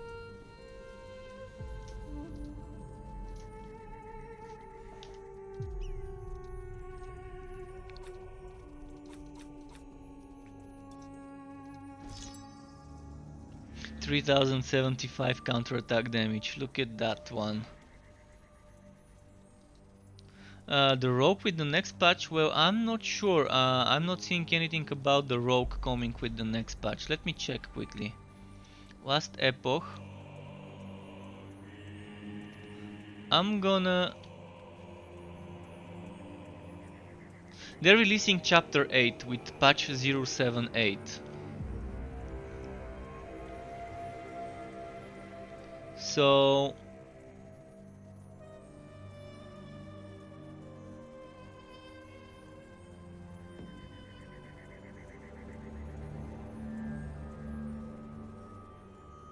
So yeah, I'm not sure there's gonna be anything regarding a new class anytime now.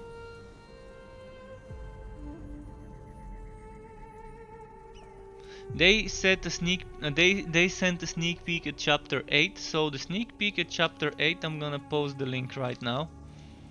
The sneak peek at chapter 8 is this one.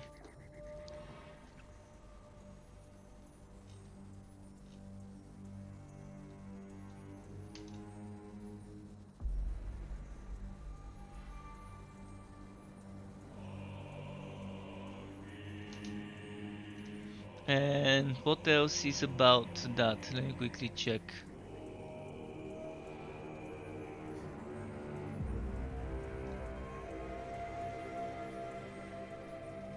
So they're still currently at the end of phase 2.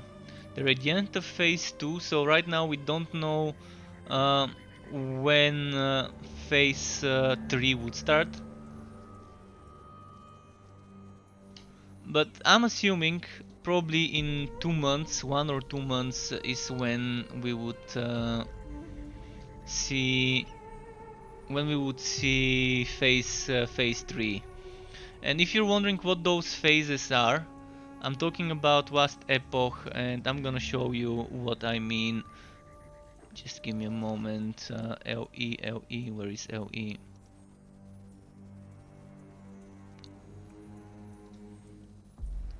Last epoch, forecast.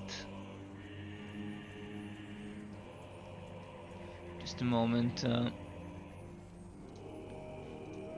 I recently, yesterday, reinstalled my Windows, so all my configured stuff is kind of missing. So I need to add a window capture, pictures,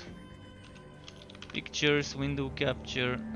I need to reinstall Honeyview. So right now I don't have Honeyview installed. So I'm gonna have to show you with the Windows image stuff, but that's what we've got right now. Phase 2 and phase 3 is coming soon. No confirmation exactly when though. So right now they're at the end of phase 2. This one is coming, by the way. This one is coming with the next patch.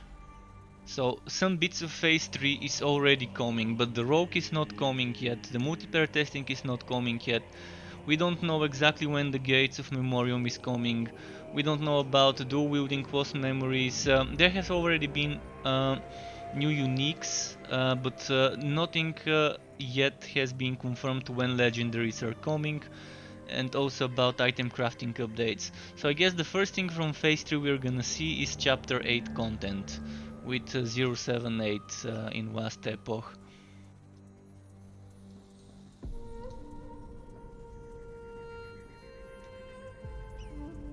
Okay, enough of this. I hope this is information that people needed to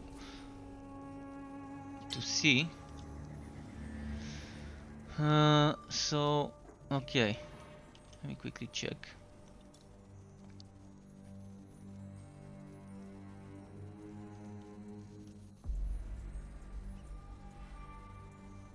For me, it wasn't my hard drive dying. I just installed Minecraft Dungeons, and since my Windows had some problems with the activation, it was not allowing me to activate it, even though I had an activation key and everything. It didn't let me activate it, and I couldn't log in to Minecraft Dungeons because it was trying to connect me to my current Microsoft account, but I couldn't change my Microsoft account because my Windows was some sort of glitched. So I had to reinstall my Windows so I can log into my Microsoft account and I can open up, load up Minecraft Dungeons. I sorted this, so in a few weeks, 22 days from now, so 3 weeks from now, we would be playing Minecraft Dungeons.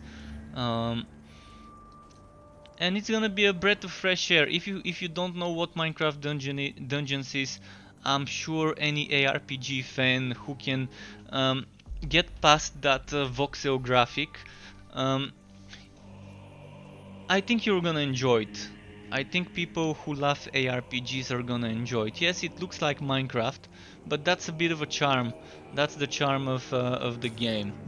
It's an ARPG hack and slash in the Minecraft universe. And it apparently has a lot to offer. I think I think I'm gonna be pleasantly surprised by the game, because so far what I've seen from videos from people who were into the beta, it looks impressive. It looks to have the main things a hack and slash game needs to keep you busy, to keep you playing and replaying the content. Phantasy Star Online PC release. Well, did you play in the Southeast Asia servers? Because you might end up being very disappointed by Phantasy Star Online too.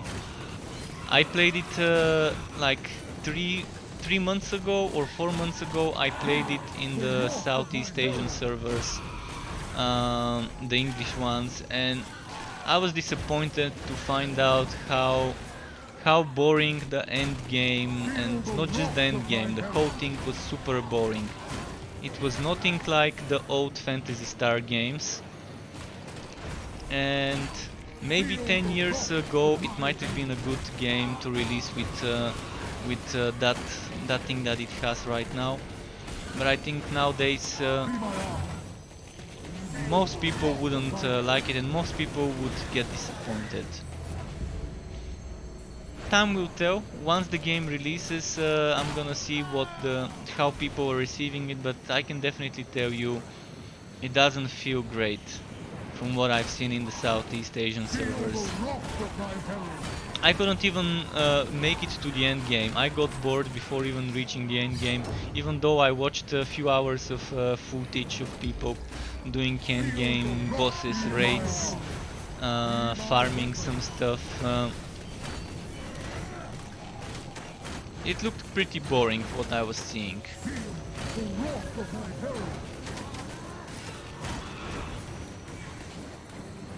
Seems like they're kind of too late with the release of this game on the Western PC platforms.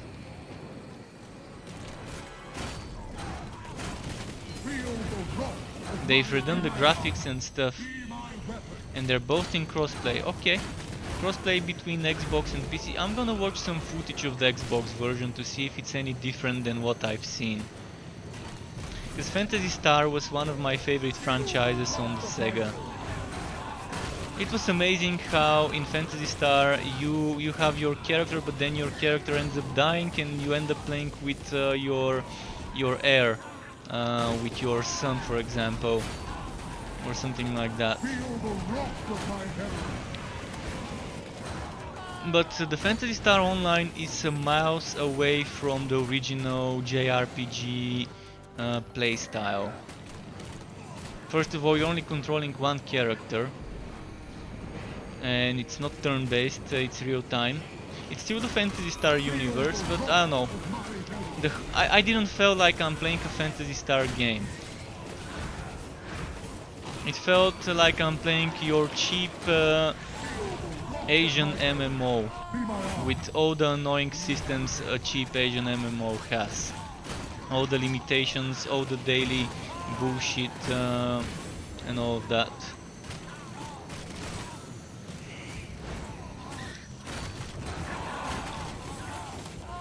I think right now the MMO I would enjoy, if I were to play an MMO and enjoy it, I think Guild Wars 2 probably would have been the one I would enjoy the most, but I've already kind of decided to not go back to Guild Wars 2 anymore, especially knowing that I have to pay for expansions. I don't like having to buy expansions in games that have cash shop. It's either gonna be subscription, in-game cash shop, or buy every expansion. You can't have two of the systems all together and have my vote for you. I can't. I mean, at first I really liked to be able to support the game with in-game cash shit. But when I quit Guild Wars 2, it was too grindy.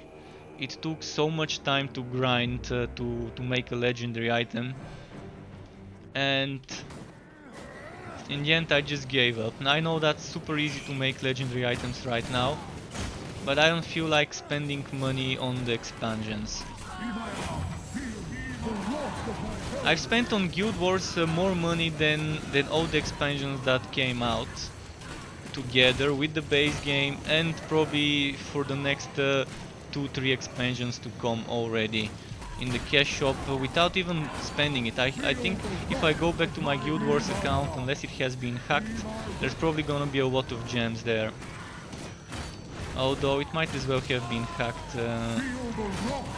and looted from all the gems. But I used to just buy gems just to support ArenaNet, because they were, at the time when I was playing, they were my favorite MMO developer. The way they were handling 90% of the game was fine. The other 10% I really didn't like how it was handled, and in the end it kind of pissed me off. For example, how World the World is a big massive Zerg fest. Whoever is the biggest Zerg wins. It's just not fun, but the structured PvP was amazing. But the structured PvP back then was very badly balanced, and staff mages were just not meta. Everyone was playing Dagger Scepter or Dual Dagger Mage. Staff mages were more of a bunker mage that could probably hold a point against 2 or 3 enemies and not die until reinforcements come. But they were not as good of a bunker as a Guardian. I think right now the game is much more balanced in the PvP. 2 of my IRL buddies are actually maybe still playing. Last time I talked to one of them, he said they're playing Guild Wars 2. So I was asking what's happening, are you still playing Division 2? And he said no, we're playing Guild Wars 2 now. I was like, okay. And then I read about the upcoming patches back then, a few months ago, when they rebalanced the PvP. Right now, by the way, some people can play some parts of the content in Guild Wars 2 for free. But the new patch would be coming without voiceover. The new season or whatever content, the new chapter in the story is gonna come without voiceover due to the coronavirus. if people didn't know about this.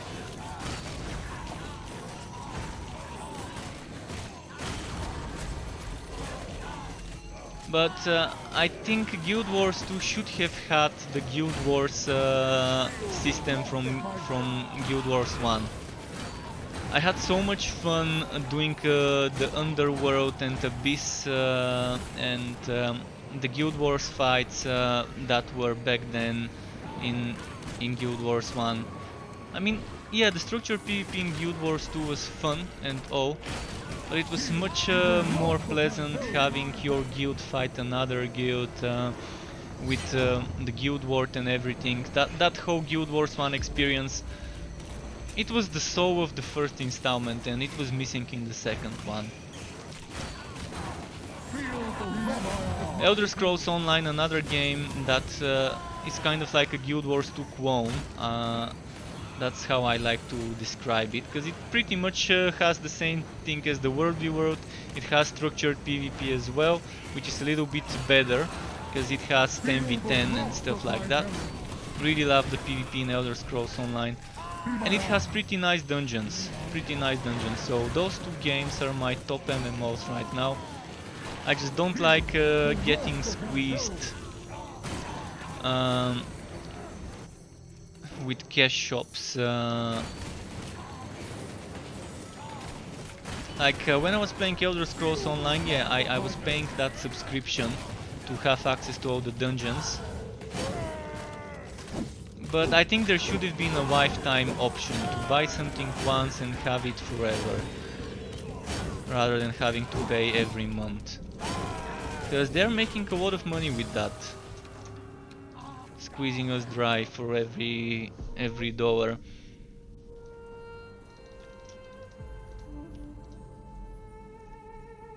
I mean, if it's gonna have a subscription, it shouldn't have other cash shop items. If it's gonna have cash shop items, it shouldn't have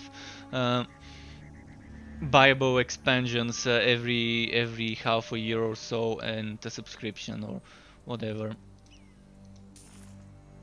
Look at World of Warcraft, it's doing pretty well. Just having a subscription model where people buy expansions, but no cash shop for boring shit.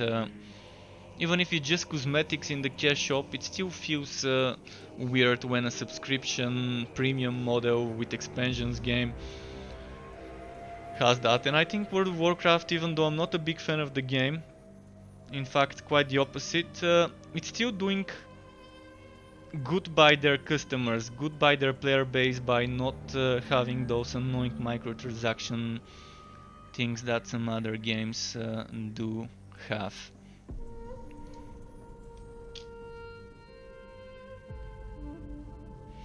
Guild Wars 1 was so great though, so great. I mean, back when everyone was playing World of Warcraft, I was having so much fun playing Guild Wars 1, and eventually I moved on to Lineage 2.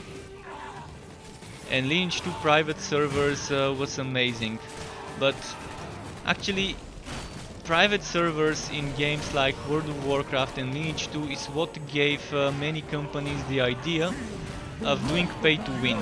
This was kind of how pay to win started existing.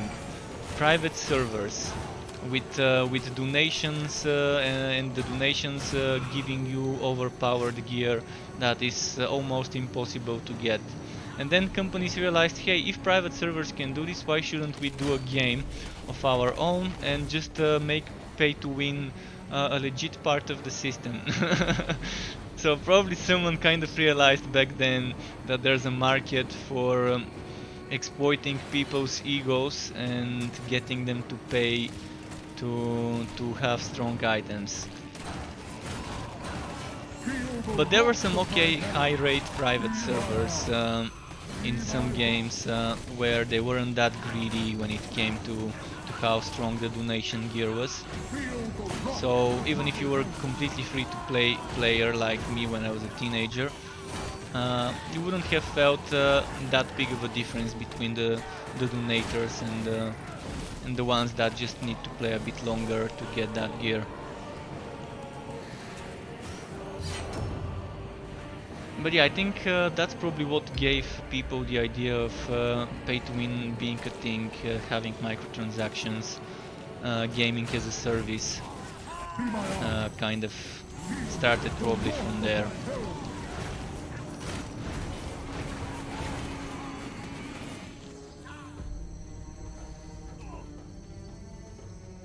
I played Anthem in the beta, but back then it was a train wreck of a game. But I have a friend who bought it on launch, and last I talked to him, he said there were good improvements, and that was like a year ago. I mean, if I had Anthem, I probably would have been playing it right now. At least to test how it is. At least to test how it is. It's definitely not as demanding, I think, as Destiny. I do have Destiny, I own it. I bought it as a pre-order, in fact. But I've only played Destiny for what, 10, 12, 20 hours before I got bored of it. Back when it was on the Blizzard launcher. I played it in the beta as well, before I pre-ordered actually. But still, I don't know. I think it's too demanding. I think the amount of time you need to spend is too much for me as a casual player. And also, I don't feel like having to be squeezed dry for expansions all the time. So right now, if I play Destiny, it's free to play game, but I won't have all the content. I won't have access to the best items unless I buy DLCs. And it's just a bad move. A bad move having to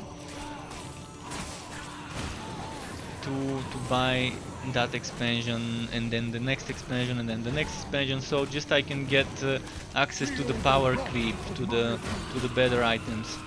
I'm not a big fan of power creep in general. When there's power creep in the game, eventually I quit, because I don't feel like grinding over and over and over and over for the same items, just with a slightly better and stronger version. I hope Borderlands 3 would actually stop raising the levels for at least a year, so I can catch up on my farming and to get the items I need the legit way.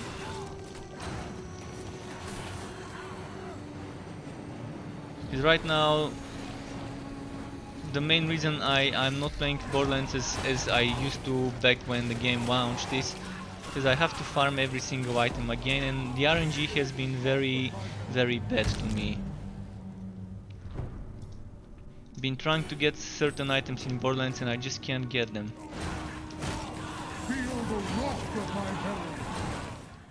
Fuck. Alright, let's change my banner. Actually, I can't change my banner right now, because I'm not in single player. Well,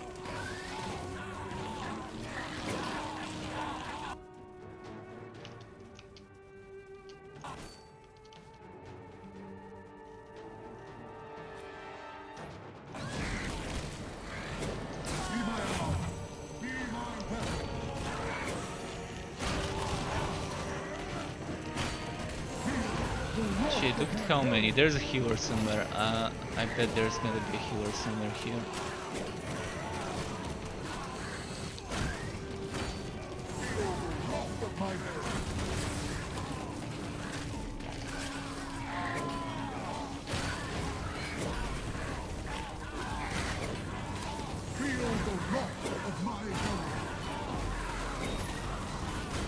Alright, got it.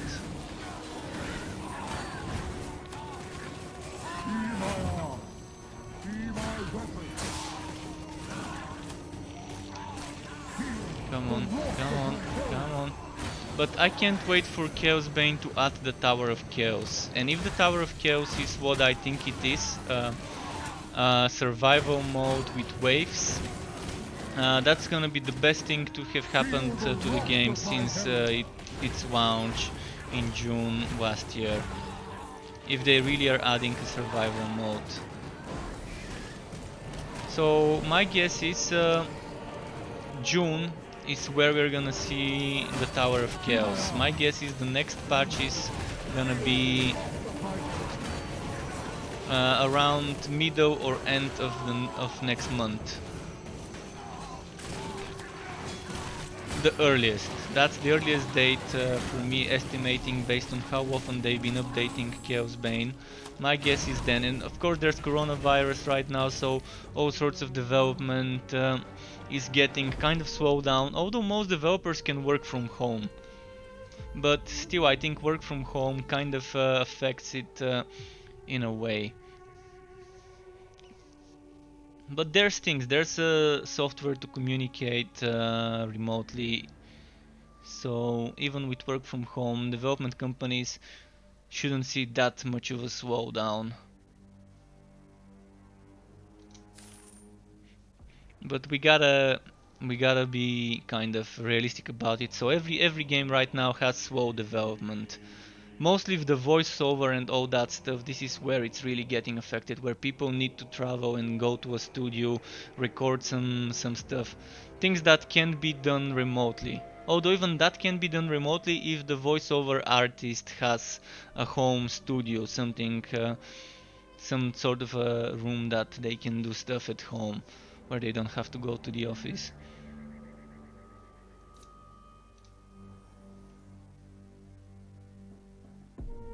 For Borderlands 3, I'm looking for all sorts of items. I'm looking for items mostly for mouse. I'm looking for the wife draining mod on mouse. I'm looking for a good raging bear 57 mod on mouse. I'm looking for actually items for every character, because I want to make builds in Borderlands for every single character. So if you have spares for whatever character it is, whatever gear you can give me, I can try and make a build. I've got the good gun, I've got the OPQ, so I don't think I need this one, but a well anointed one would be fine. If you have an OPQ with 300 damage on the first, if the enemy is above 90%, that's gonna be amazing. If the enemy is above 90%, extra 300 damage is fine. Because for most, I found that to work very well, to be kind of trying to crit shot before the enemy loses too much HP. But any sort of gear would be fine. I'm looking for good cutsmen, for good redistribution, basically for good class mods. Spiritual driver for Amara, some elemental stuff for Amara.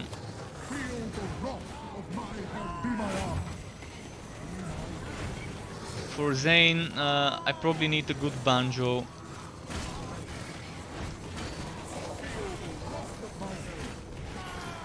I'm also looking for good radiation stuff for Zane. I wanna make a sliding Zane, so I'm looking for a Thwacker with radiation. Radiation Thwacker, I'm looking for a Splatter Gun. Splatter Gun is the one that gives you extra shotgun damage while sliding. So the idea for build for Zane I had was red suit, so I cannot get hurt by my own Thwacker with radiation.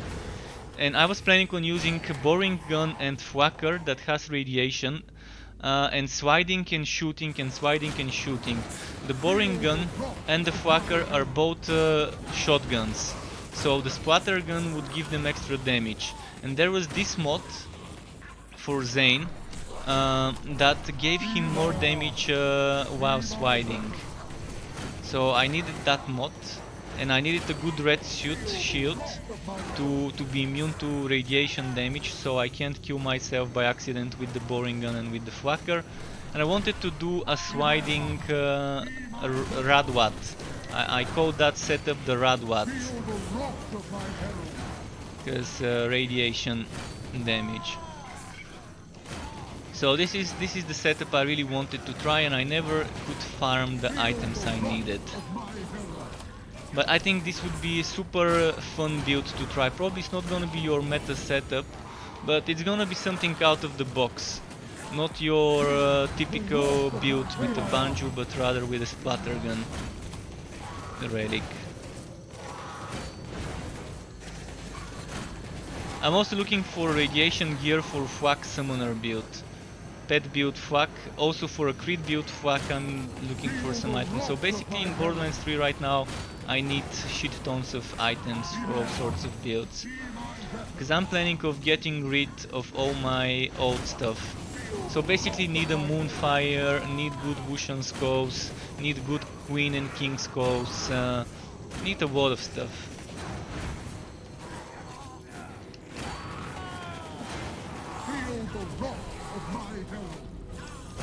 And the game just doesn't drop me the things I want. It keeps dropping me shit tons of other legendaries, but not the ones I want. And I think it would be amazing if they make certain enemies, the ones that drop certain items, to drop them 100%. Every time you kill that boss, it drops that one item that's in the drop list for that boss. And if I kill it 100 times, eventually from those 100 items, one of them would be with the correct anointment I want and with the correct stats I want on it. So I wouldn't have to kill it 1000 times, but only just 100 times. But right now I feel like I need to kill an enemy 1000 times to get that one item with the perfect stats on it. And that's just too much time for one item when I have to farm a lot more items.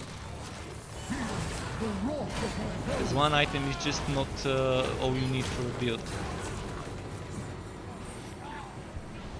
But see, that's the thing about Borderlands 3. Right now there's so many things that need to be correct. You need the correct item, but then you need the correct anointment, and then you need the correct parts on it. And this happening is super difficult.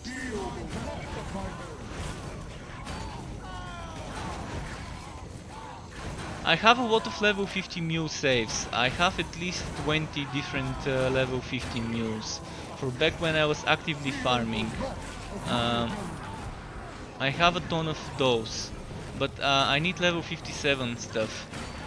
Or are you talking level 57 items, not level 57? Because right now I need 57 gear. I mean, I spent a lot of time farming, trading, getting level 50 items, and now I just feel bad having to do it all over again. What the game needs is an option where you're sacrificing a level 57 item. So let's draw it. Let's try and show you what I mean. Let me open paint. I'm gonna try and draw it with paint. So let me quickly share my screen with paint. Where did it go? Window capture, paint. Okay.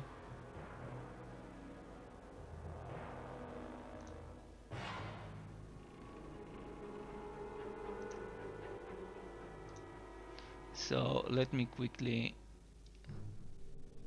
change this. So let's say you have item A. I'm gonna use this thing. So you have here you put item A. Here you put item B. And you get item C. So let's say this is a level 57 item.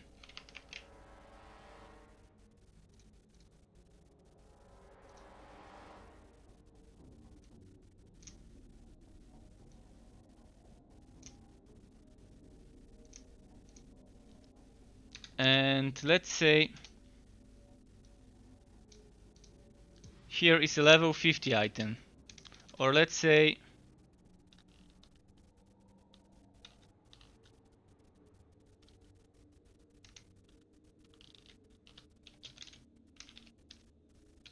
this is what I mean about the system. So you put a level 57 item in Borderlands here, you put a level under 57 item here, and this is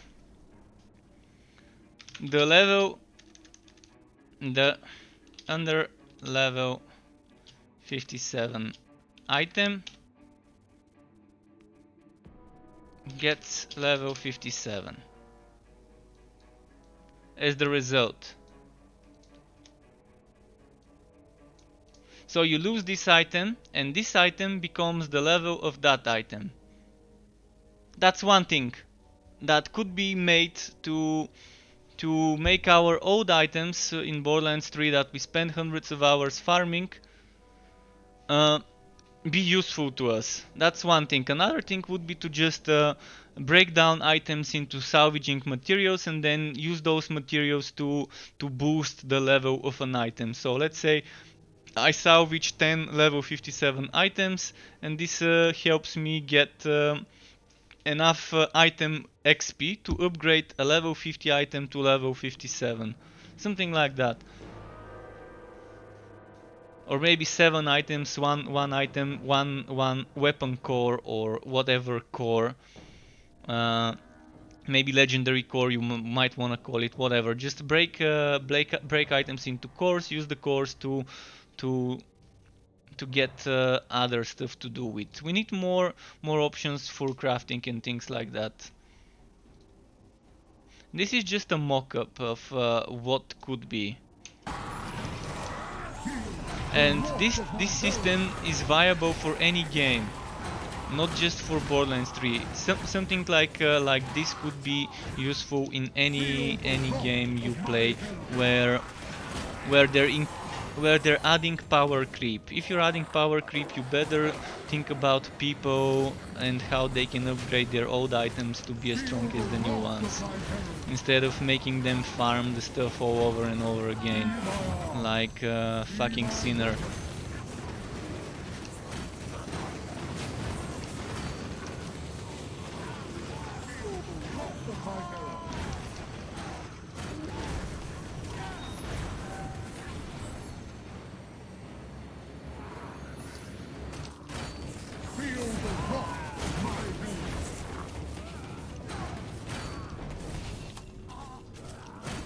But yeah, it's not just me. There are so many people that that have stashes and mules full of level 50 gear, and that gear is just useless. I've started dropping and throwing away all that level 50 gear, and I probably got rid of like 60-70 items in the past couple of weeks or so, just so I can have more room for level 57.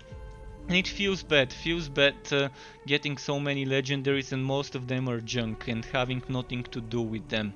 It feels like Diablo 3, but in Diablo 3 at least I can break down unneeded legendaries to get some materials which I can use for rerolling. Also, a rerolling system like the Diablo 3 rerolling system is something that we really need in Borderlands 3. You get that weapon with the perfect anointment, and you just wanna change the stats on it, and you would be fine to break down 20-50 other weapons which you don't need to get enough materials to be able to reroll.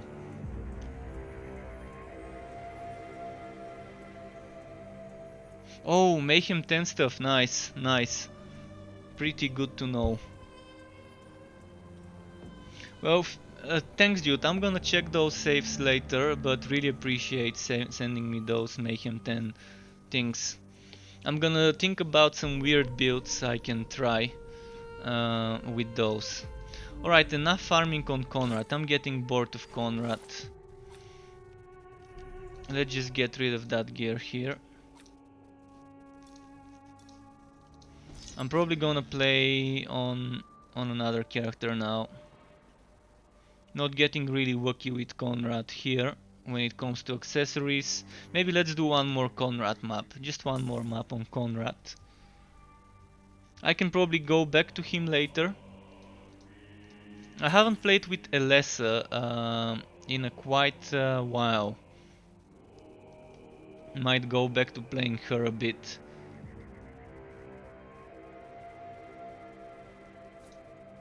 Maximum HP decreases over time.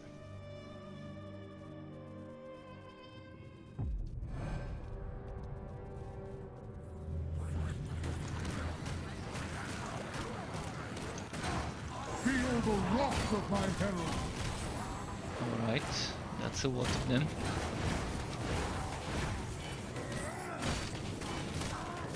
Be my arm. Be my weapon.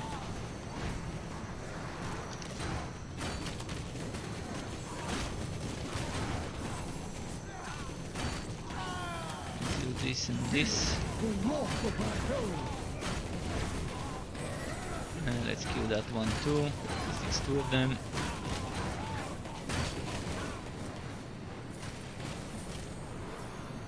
Let's keep it moving.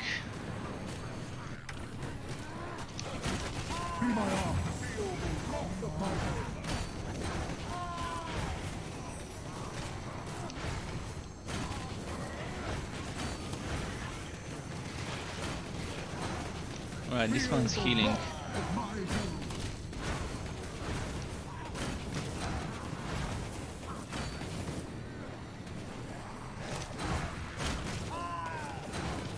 Feel the wrath of my herald.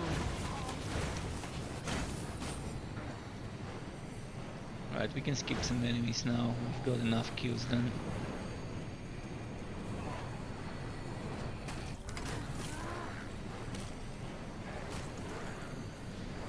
Look at this fat chunk of enemies following me on the map. There's so many, they're stuck. They're stuck over there. It was so many of them they couldn't actually. I don't know how it happened. It's the first time I'm seeing enemies getting stuck in a choke point.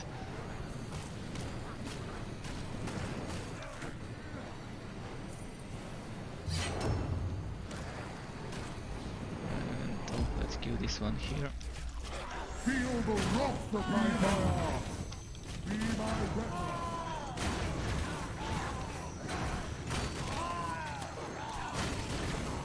Feel the wrath of my hand.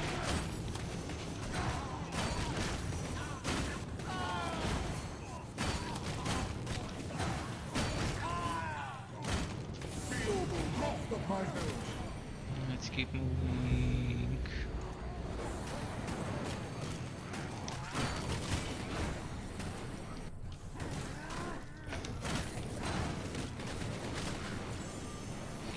Keep moving. Big chest, little wood.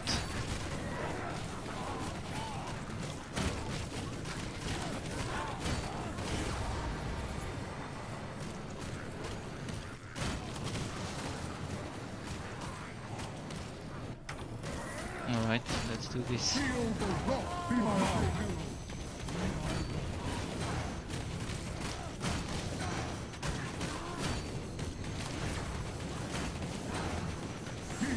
The wrath of my herald.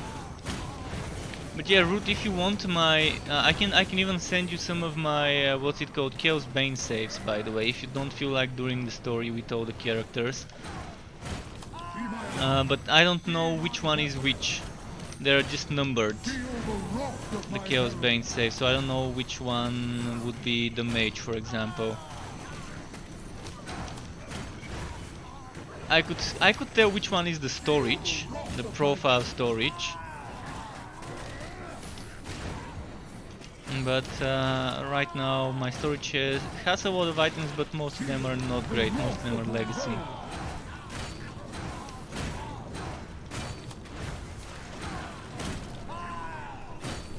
I for a moment yesterday thought that I lost my saves for the second time when reinstalling, but then I realized this game doesn't save in my games.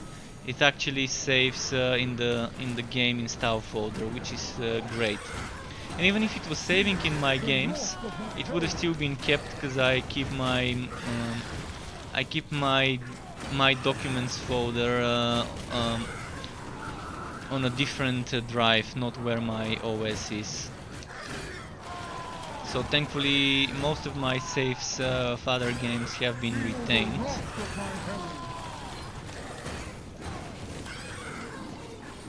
Greeny green. Skaven Killer again. Fucking Skaven Killer items. I mean, it's a good set, it's amazing, fun build with the pistol, but right now I'm looking for accessories and for health drain items. So new weapons would be good. New weapons and shields with health drain, and that cooldown reduction accessory would be a good addition as well.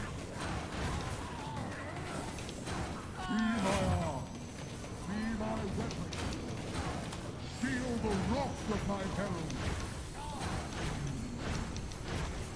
Come on, Javi. There we go, Javi's dead. Let's see here. Not much. Alright, which character should I play next? Let's go do a little bit of a lesser.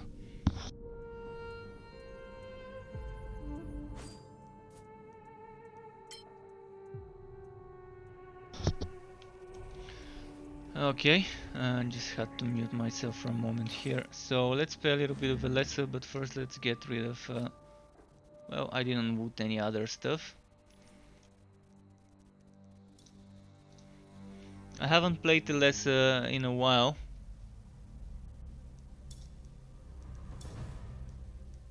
So I'm gonna play a non-summoner build. This is the summoner set, but I'm gonna switch it to something else. I wanna see a little bit of maybe poison gameplay. So the packed bow remains, this remains. I don't have better rings. So ring of dexterity is not a good ring for a lesser, but since I don't have a better one, that's why I'm using it. The only reason I was using it was that. Do I want to do a trap build or a physical build? And by the way, the counterattack damage based the counterattack damage based physical damage build would be nice now with the increased counterattack damage, but that means I'm gonna have to farm.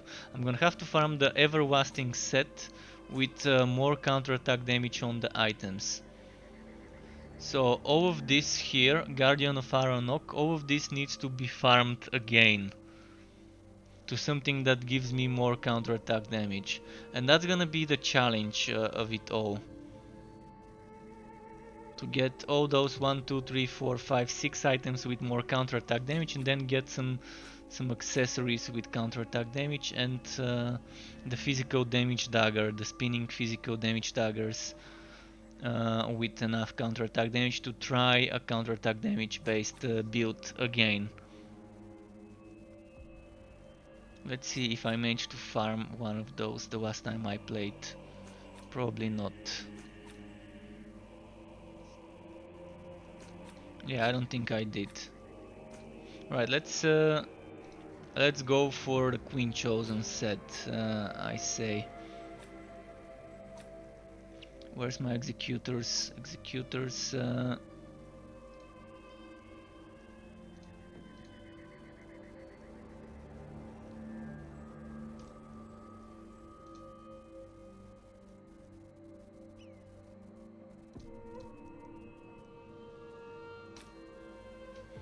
And which one of the two? More cooldown or more crit chance? This one has more health regeneration, so that means it's gonna be some more damage. Let me check something. 3, 2, 4. 3, 5, 1. 3, 6, 6. Okay.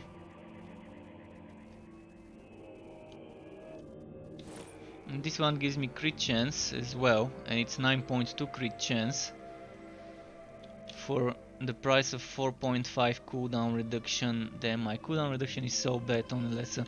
Let's see what build I'm using here. Oh, this was a weird build.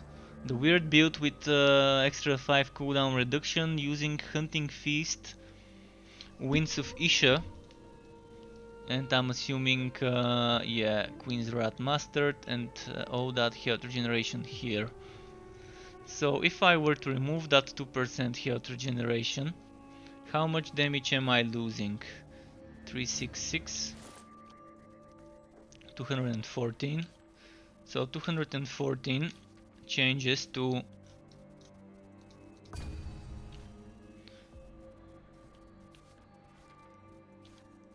274.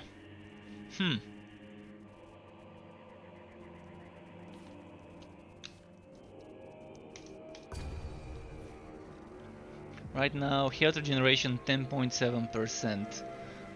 I'm gonna play with the build the way it is, just gonna quickly spend some legendary ranks.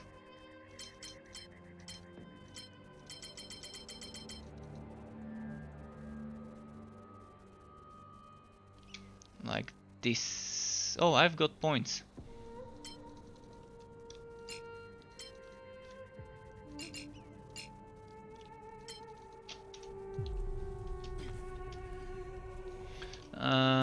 Difficulty Chaos 9. Okay, Chaos 9. Grand Relic Hunt. Exploding enemies, please no.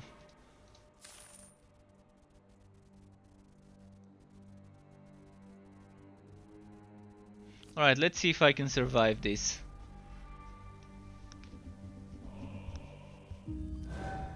And thanks Root Foxes for sending me the files over Discord. I'm gonna check them later, see how they are. Hey, what's my passives? I wanna see what my passives are right now. Padded Armor, Hero of the Desert, Blessing of the Forest, Guardian Spirit. I'm not sure I want Guardian Spirit here. But that's extra 20% damage reduction. I could get Hunting Feast,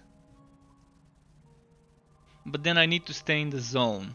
So whether it's me staying in this zone or that zone, I'd rather take this zone because this zone gives me damage reduction. It's easier to see where it is and it's faster. Alright.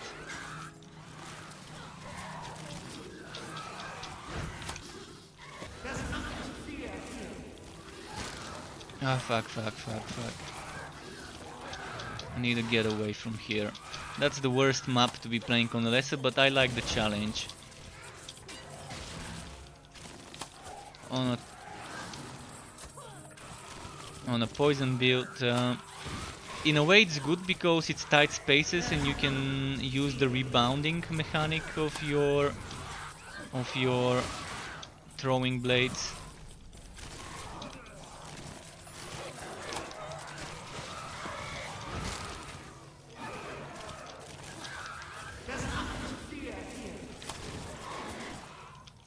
But Alessa is all about, when you're playing a poison build, it's all about stacking the cooldown and spamming heroic blades.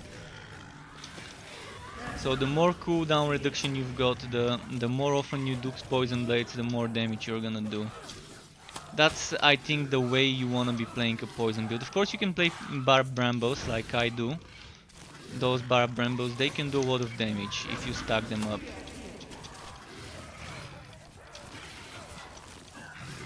Wait, I can see my cursor. Oh, there we go, it's here. But if you can get the cooldown down to like 1 second or 3 seconds, I'm not a big fan of how they nerfed this. With one of the patches, I think in the autumn or the winter, they really nerfed the heroic spinning blades. It used to be like, right now I've got 10 seconds, I probably would have had 3 or 4 seconds cooldown. And when you stack it with items like Master Archer Bow, Guardian Ring and Amber Talisman, you could pretty much spam it. And it was great. It was such a great thing to do. Another thing that was fun was really long ago when Chaos 5 was the final difficulty. Builds with reflex shot poison were the meta. Doing reflex shot, it was about reflex shot, dodge, reflex shot, dodge, reflex shot, dodge. That was what was good back then. But then they kind of made that not as good as well. So it was all about doing reflex shots, dodging and spamming spinning blades back then. Right now I'm better off using something like the Brambos.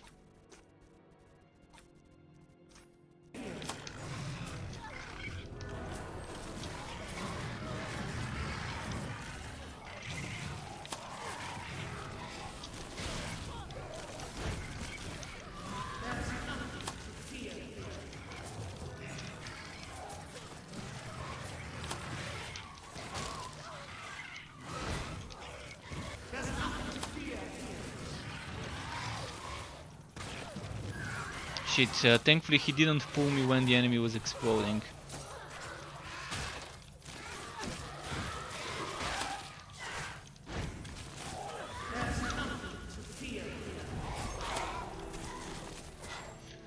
Is that increased cooldown map? No, just armor reduced. Right, I'm just gonna pull those in the corner. I'm gonna try and pull them here. Priority on killing the healer, of course, if I can.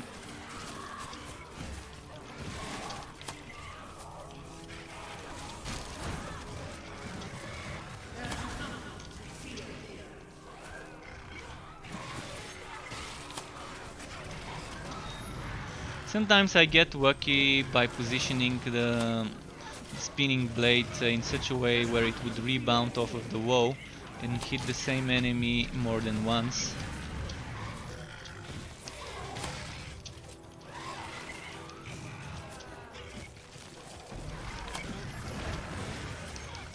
If you're good at doing those 90-degree towards the wall, facing the wall in a 90-degree angle shots, you can kind of get very good reflex shots.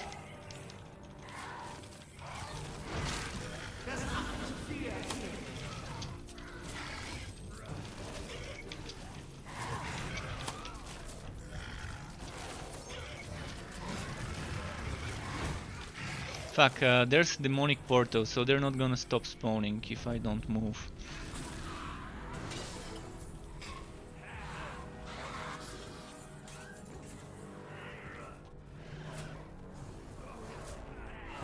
And damage over time based builds are still not strong on Alessa, it looks like. I don't think it's gonna be strong enough if I remove my damage blessings and go for damage over time. Blessings.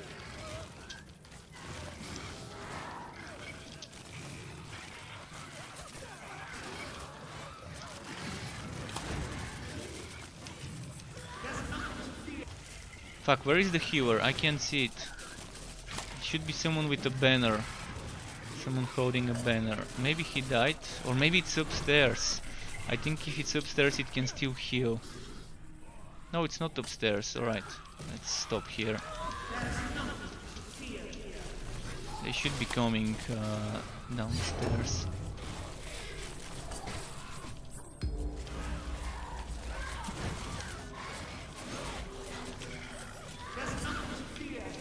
Ah, fuck. I tried to dodge. Couldn't.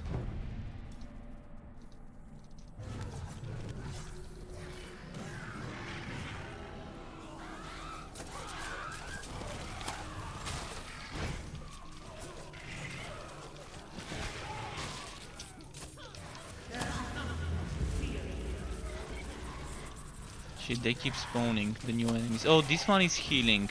So those ones can heal now. It's not just the ones with the banner. The cultists as well. The hoodie guys.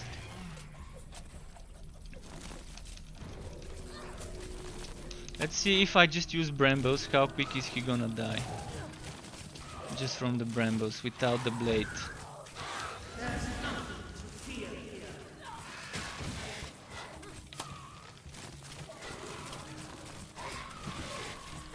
So just my 1, 2, 3, 4 skills. Definitely need to be using the spinning blades to get that extra damage. Just look at that, it's barely doing much.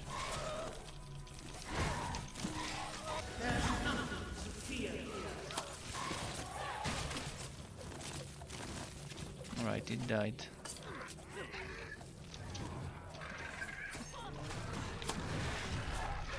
Ah, fuck, a healer.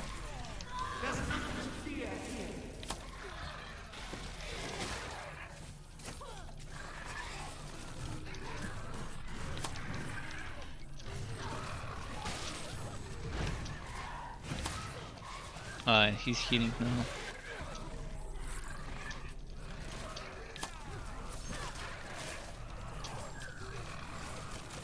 So If I were to say what difficulty this build would be better off, definitely not Chaos 9. You can see it's taking much longer than one might want to complete on Chaos 9, so probably this one right now is okay for Chaos 7, 8, not for 9. I mean, it can do 9, but you have to dodge so much, and the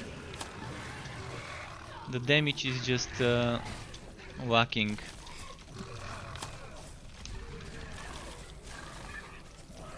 But it's a lesser. I mean, I never expect her to be strong. Since they nerfed her so badly last year, she hasn't been strong since then. She's been okay, but nowhere near as meta strength. But at least now Konrad is just as bad, maybe even worse than her. So at least now she's not the worst damage dealer. But for support she's great, because she can stack so much regeneration and damage reduction, but still the mage is the better support. The mage is the better support because he can stack a lot of damage and damage reduction at the same time. And even movement speed bonuses.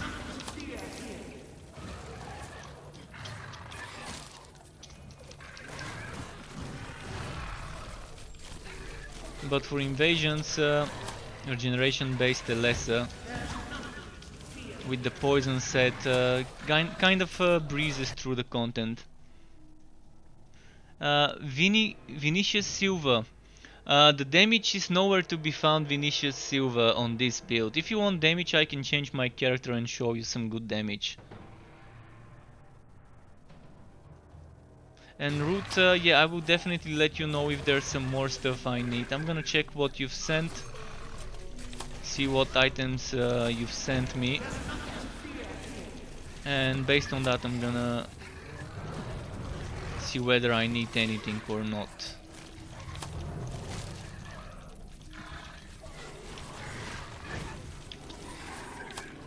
And really appreciate sending me those Borderlands 3 saves, Root.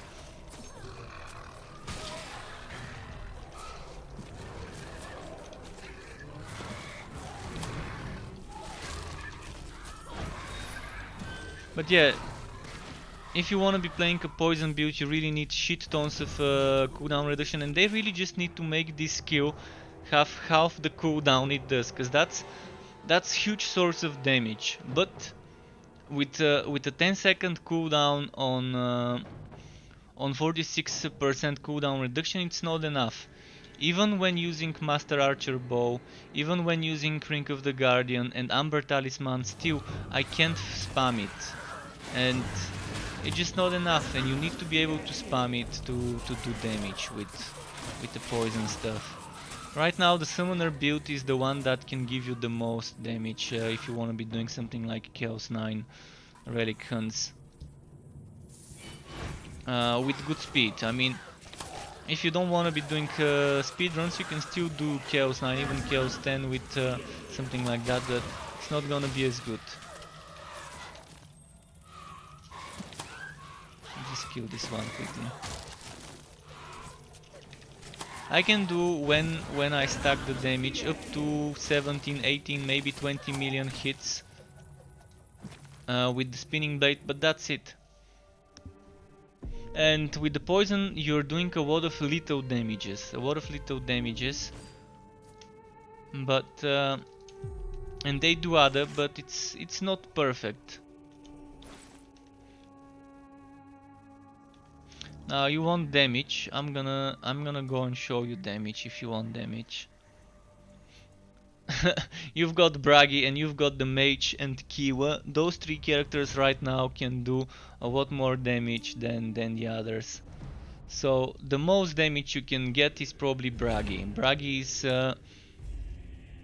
he just has damage coming out from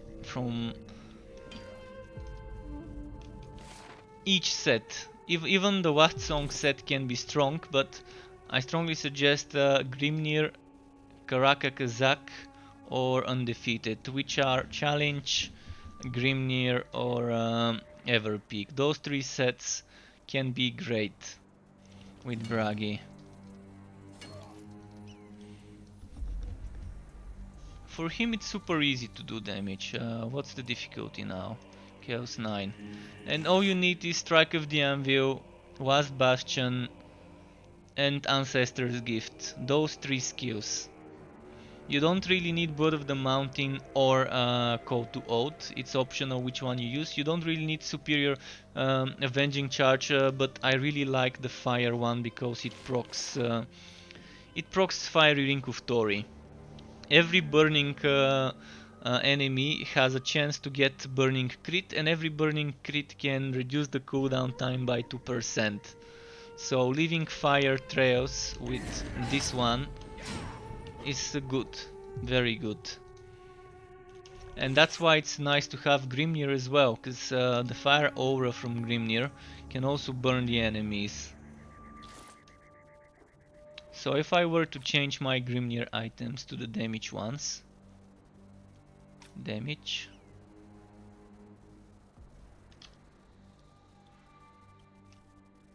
or maybe the one with more HP. Let's go for the damage. Then let's go for the HP here. And let's wait. Yeah. I'm changing my crit chance farming set to the other ones. And let's get this one here. And then here I don't have a better one, so I'm gonna use that one maybe.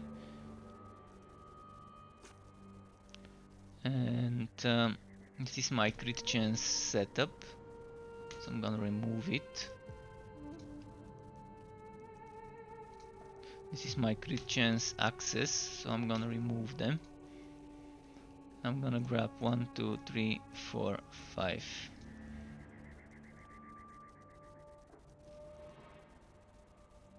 One, 2, 3, 4, 5. And look at that, this is missing cooldown reduction. This is missing cooldown reduction as a stat. So I can get roughly another between 16 and 20 more cooldown reduction based on how much I get. No, between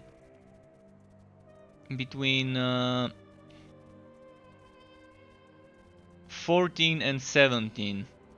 Because this can go up to 10% I think, and this can go up to 6% on the ring, or 5%. Actually, yeah. If this is 4.6, this can go up to 5 point something if lucky.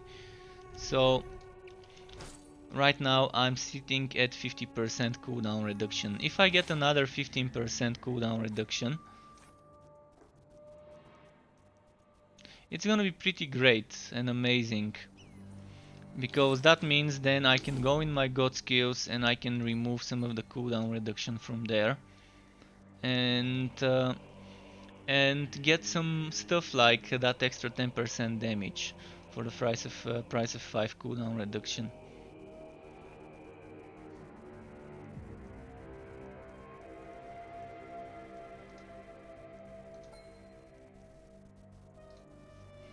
Yeah, I'm gonna keep it like this, I think. I'm not gonna go all the way here. Sometimes I would go all the way here and remove some points. I would remove like 1, 2, 3 points here and go 1, 2, 3, 4, 5. No, actually 1, 2, 3, 4. That means I can remove this point. Alternatively, I can do this 1, 2, 3. And there we go. So I lost 30% crit damage, but I gained 2% cooldown reduction. Whether it's worth it?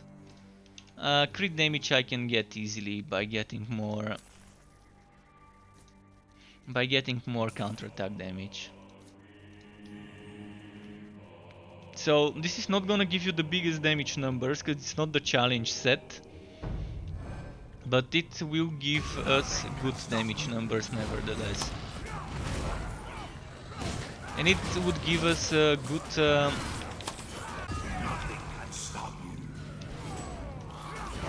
Fuck, is that enemies leave a blood pool when they die? Fuck yeah. Enemies leave a blood pool when they die, so I gotta be careful when I'm killing multiple enemies at once. Which I will be a lot of the time. Nothing can stop you.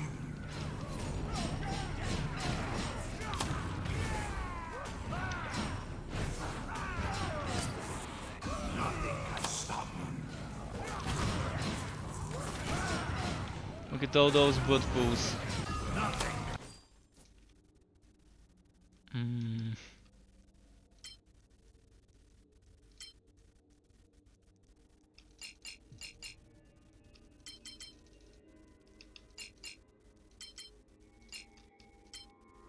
Maybe like this.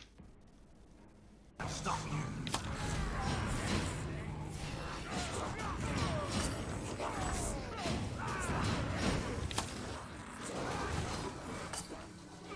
Nothing can stop you. See, even while I'm walking and while they're going inside my fire, the basic enemies are dying pretty easy. And when it comes to the elites, I just need a few seconds, couple of jumps or so, and they're kind of toasted. Nothing can stop you. This is with the Grimnir, which is not the best, but many people like it because of the fiery aura. And this is without new items. You can see the only new item I've got is this one. Look at that, 1357 counterattack damage. This can go up to 1500 something. Whereas this one is 600, this one is 600 close, this one is 300, that can go close to 1000. This one doesn't even have counterattack damage, but it's new because it has health drain. This counterattack damage can go up to 2000 I think, or 1600, and this one can now go with counterattack damage up to 1600.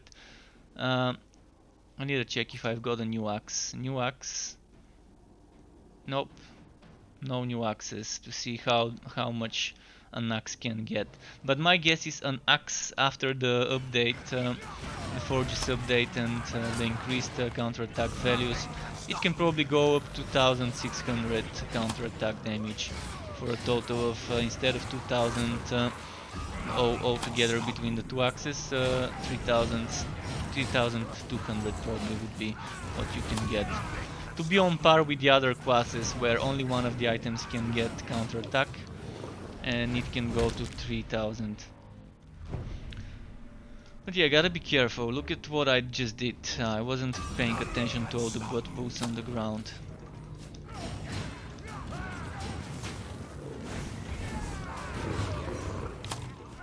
Nothing can stop you.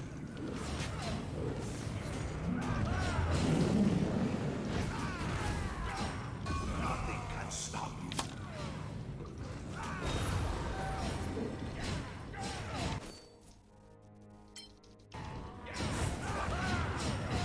So, Grimnir, I've not played with Grimnir in a while. I normally use Grimnir for farming. You saw me wearing crit chance items and the crit chance based wood quality pendant. That's how I normally use the Grimnir set. I'm gonna go and use the Everpeak.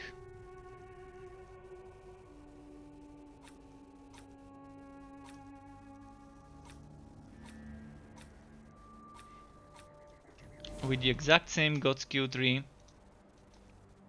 down to every single point exactly the same, but I'm gonna be using Blood of the Mountain instead of Heroic Call to Oath, and I'm gonna be using Heroic Strike of the Anvil. Oh, Root Foxes using the emotes, nice. Nice, nice. Yeah, I am getting wrecked. Gotta love this wrecked emote. So, wait, something seems wrong here, okay.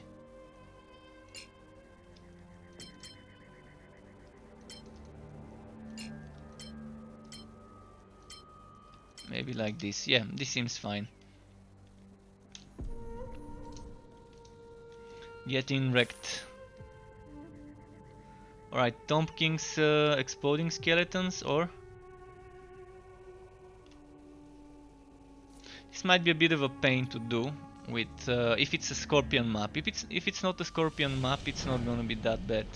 Alright, it's not a scorpion, it's a sphinx. The necro sphinx.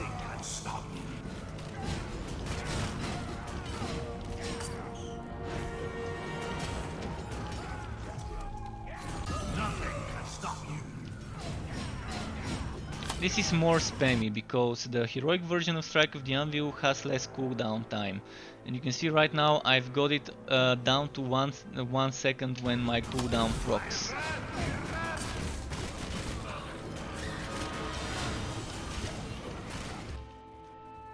And it has a chance to reduce its own cooldown. It's not all cooldowns, just the skills cooldown. So,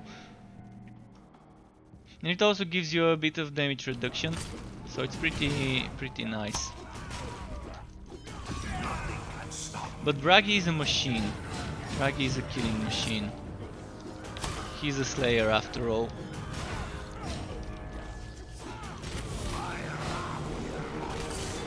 And comparing Konrad and Elessa to what I can do with Bragi, the disbalance is obvious. And it's not just Bragi being strong, but it's rather certain skills on certain characters are weak. I can show you spin to win. Let's show you a spin to win option here, so you can see what I mean with. This is a skill on Bragi that's super weak right now, and you're gonna see why.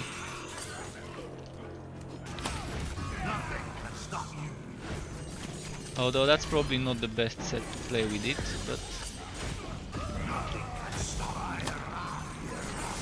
See, as soon as I started using the spin to win, you can see... First of all, it doesn't benefit from any movement speed bonuses. So it's always moving super slow. Alright, I just can't do this, it's so boring. But the spin to win can work on lower difficulty maps.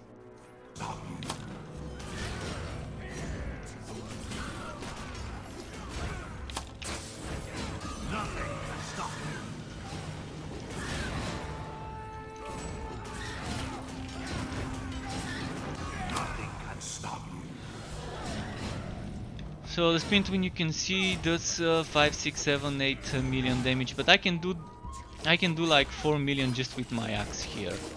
Let's get my cooldown skills cast.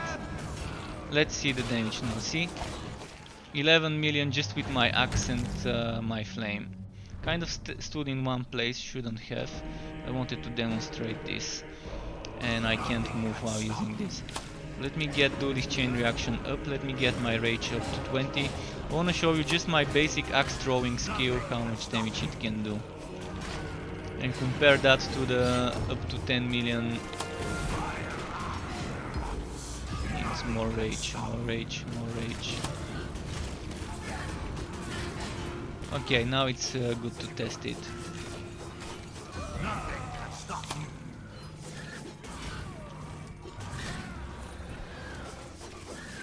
2, 4. So it's doing as much, almost as much as the spin to win was doing. And it was the secondary spin to win damage actually. That one. The 362. Which is actually the stronger one from the both.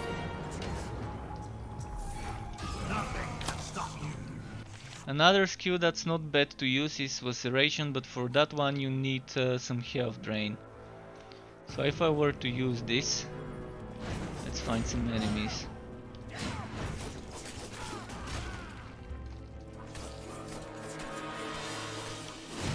Which button? Oh, it didn't change, did it?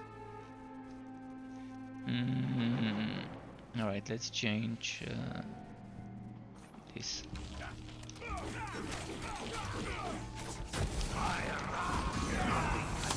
I want to get my dual chain reaction going and then use it, so we can see the maximum damage I can squeeze.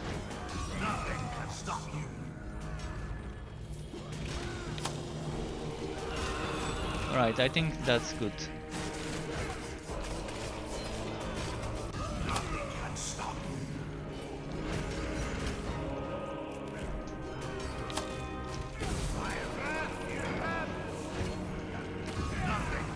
So now with Vaceration, I hope that's not the boss fight.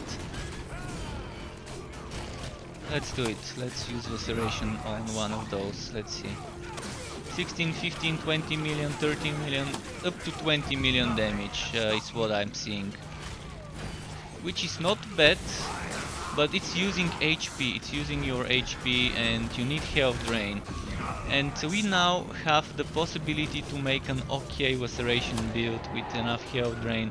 But that means you're gonna have to farm. You're gonna have to farm for it, but it's out there, it's not the meta, but it's okay if you like using it. So you can see now it was doing 6, but that was without having maximum rage and without the Duelist chain reaction. So let's do it again with it. Nothing can stop you.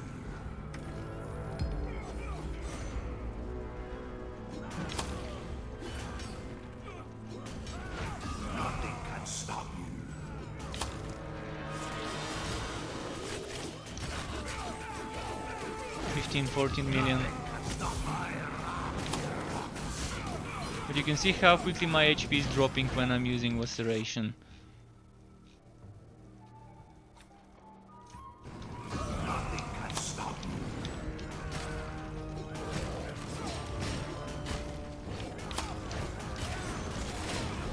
Nothing can stop you.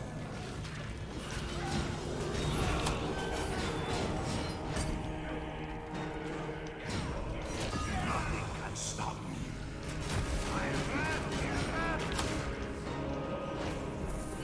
Ooh! Is this real life getting 2 green items, and not any 2 green items but 2 accessories, which are normally very difficult to get. That was pretty nice thing to see happening to me. Of course, this ring is terrible. It's terrible, it's not worth it for any build on Bragi. This ring on the other hand is pretty nice. If you want to sacrifice some damage to get some extra HP and damage reduction. But the stats I just got on it, complete trash. Damage over time, resistance to damage over time, health regeneration, energy. Instead of those, I'd rather have something like crit chance, flat damage, cooldown reduction and counter attack. And keep the HP. And maybe health drain for the final stat. So ideally I would want cooldown reduction, crit chance, damage, health drain, counter attack damage. Or HP. So health drain, counter attack damage and HP, you want 2 of those, but you really want crit chance, cooldown reduction and damage on a ring. And this one was complete trash. But it's nice, seeing accessories drop is pretty nice. Now let's go to the other set. Again, almost the same build, just different set.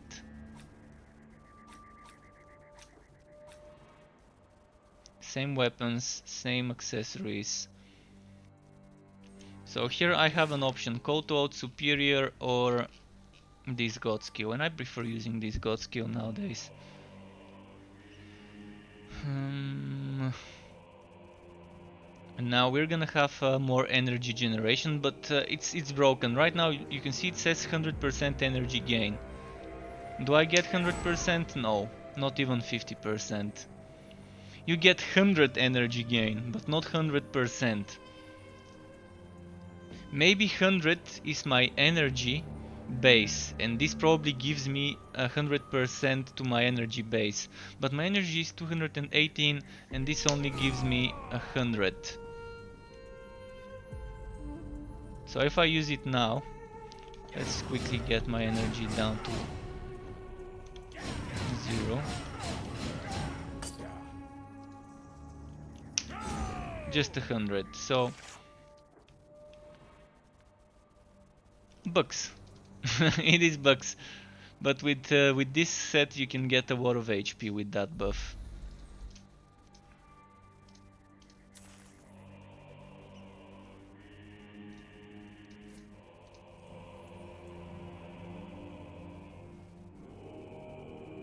Yeah, each Wosen patch more and more later. Um, with the Wosen patches, I think they need to increase the drop rates on unique items, and that's gonna get a lot of people back.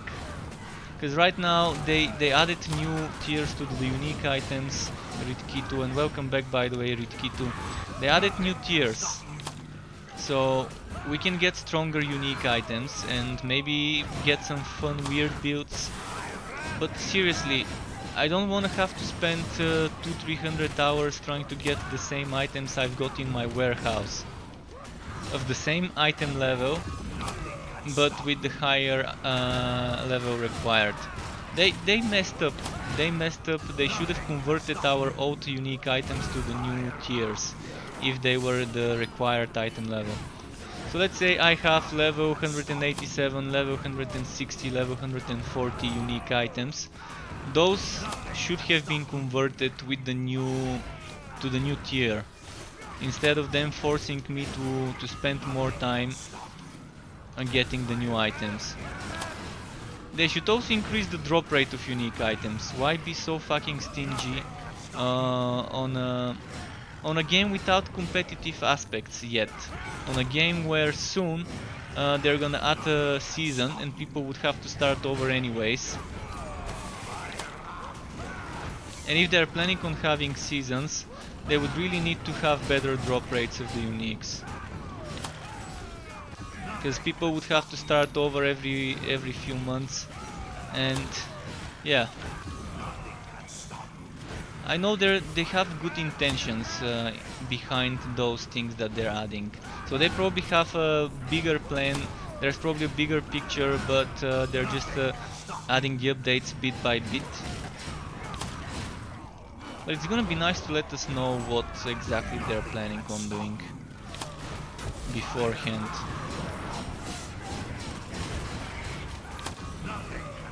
But it's good having stronger uniques. It's just not good that we have to farm them all over again.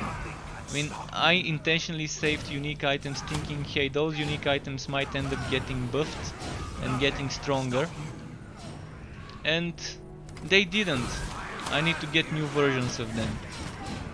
So me saving up unique items in Wilson was kind of pointless right now. Making me wish I never spent so much time trying to find unique items and save them up. And it won't take them... It's not gonna be difficult for them to make a script that converts all legacy uniques to non-legacy ones. Because they've already proved that they can do it. That they've already said that it's easy for them to identify in the inventories of players unique items and change them. The same way they did with the book where people were upgrading uniques to legendaries to get them with many stats. They can use similar systems, similar scripts to find any unique item and convert it to the new stats, if it has the required item level. But in general, I think the drop rate just needs to be a little bit better. Because the last 3 times I streamed Wosen, it was terrible. The final time I streamed Wosen for 5 hours, in the first 4 hours I didn't get a single unique. Then in the last hour I somehow ended up getting 2 uniques in one map, then 2 uniques in another map, and then 1 unique in another map. So if within 4 hours I'm not getting anything and then suddenly something happens and I get 5 within like within 5 maps, being 2 in one map, 2 in another map and 3 in another map, that was kind of super broken. And the patches didn't say anything regarding this, so I still don't know anything about that.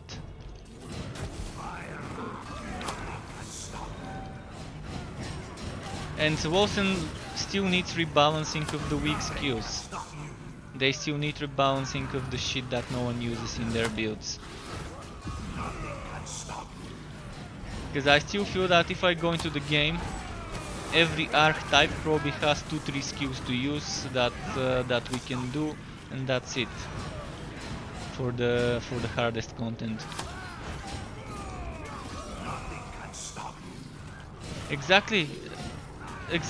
Skills and passive trees need to be fixed as well.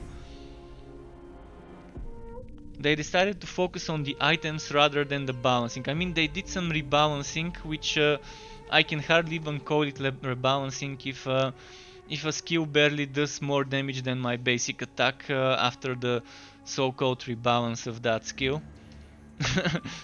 It's just fucking funny. Having a skill that was supposedly made stronger to barely do more damage than my basic attacks.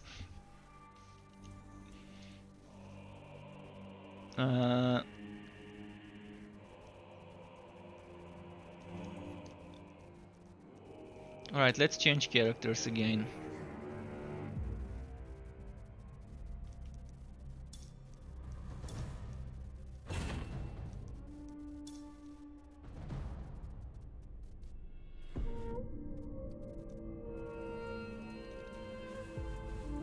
Staffs are useless. Staffs really are useless in Wolsen.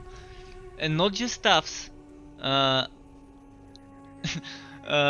Rogue items, rogue armor is useless. Sorcerer armor is useless. The only armor that people use is bruiser and heavy. So right now, it's just their whole system of how armors work and having this stuff is basically broken. They need to do a complete rework of the armor archetype system.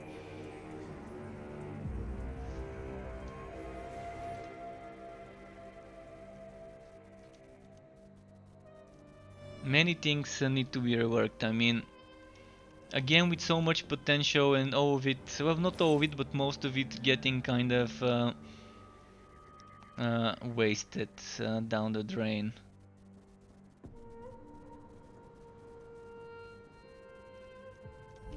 Just checking my god skills. Yeah, that's my classic setup. Okay, let's do this.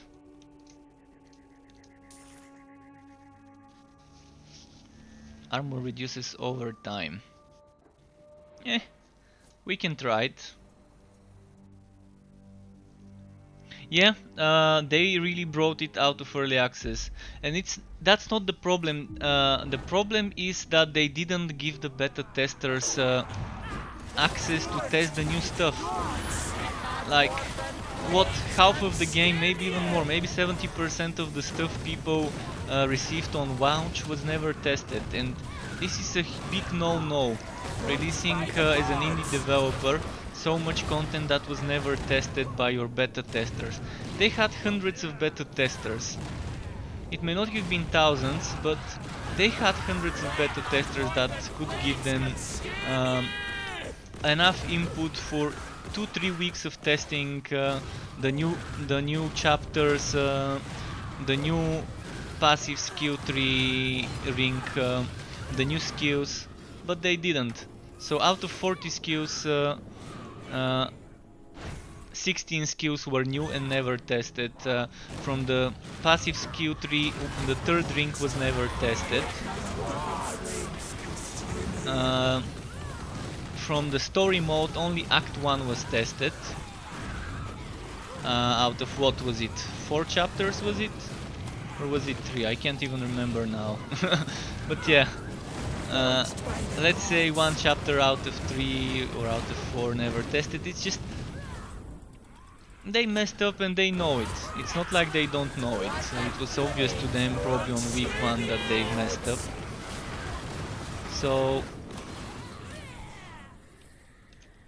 why they're making some decisions, I don't know. Some of the decisions they make no sense, and for developers they should be good at logic. I mean, developers are good at logic, it's their job. So making illogical decisions, I don't know, seems to seems a bit weird to me.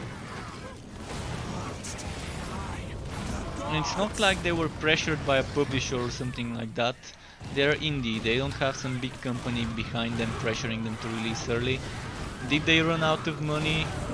If they did, they could have been clear to the people that they need to sell more copies and that they're getting close to achieving their goal, and maybe they might have still got some money to keep the development going. I don't know. It wasn't right releasing this early without testing that stuff. They could have given us at least 2 weeks. 2 weeks of testing as beta testers to give them feedback on the stuff that we got as launch.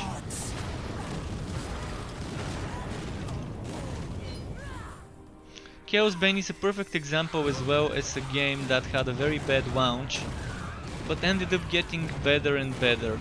I mean, it's still not that good, but it's an okay game, it's an okay title. Inquisitor Martyr also wasn't really great when it launched. It got better, but it's still shit in my personal preference based on how they ruined the mage and how clunky the combat is in Inquisitor Martyr. But some people really enjoy it right now compared to what it was when it launched. So it's never too late to redeem yourself, as long as you know what the right move is.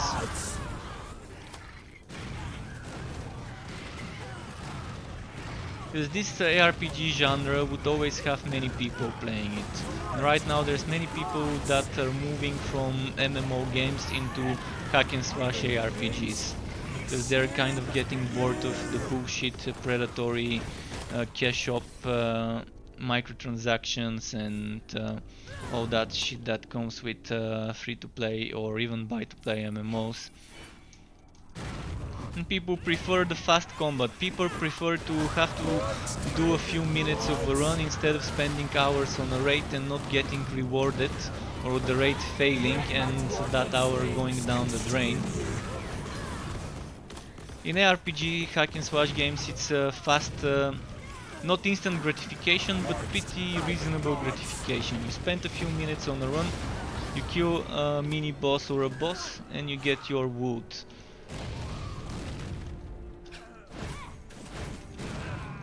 And you have constant progression, whereas in some MMOs, for example, you might end up spending a month and still not get geared up to be able to do the best content. Not even talking get the best gear, but get gear that would allow you to do the best content.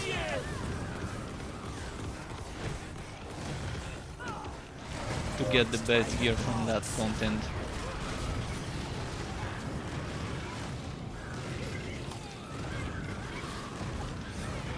Wait, where is the healer?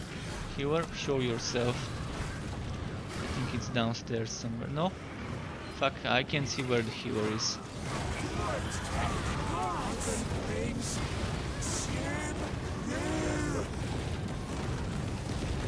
This one is healing.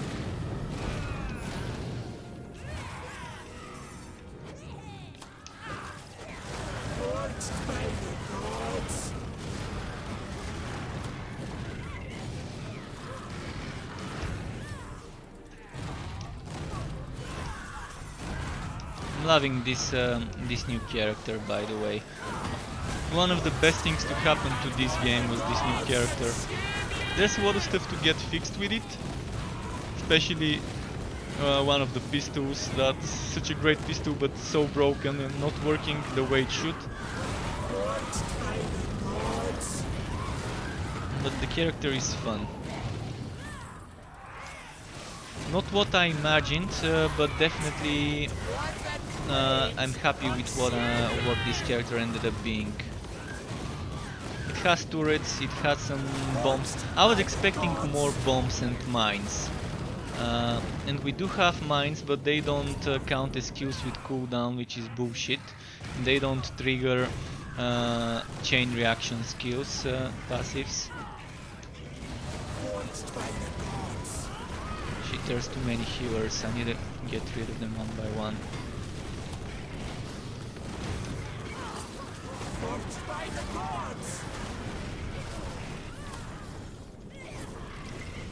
Ah, fuck. Ah, fuck. Escape. Phew. No! Look at the range. Did you see this? This enemy shouldn't have that big of a range. This is a bug.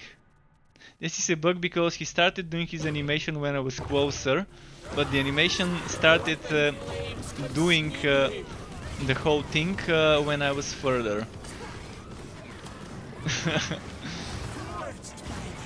So I lost my damage reduction stacks now. Right, is the healer down?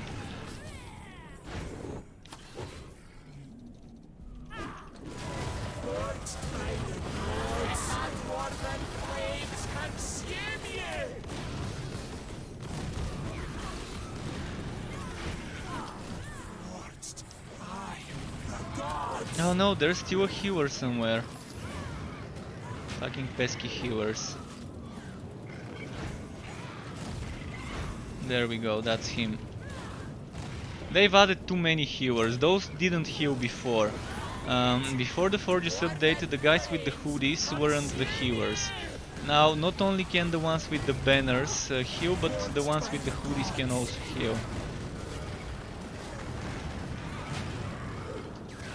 Fuck, I couldn't move, I was stunned. That was an amazing combo. The boss stunned me right when an enemy was exploding and I was on top of its corpse. Kind of an amazing synergy between the enemies.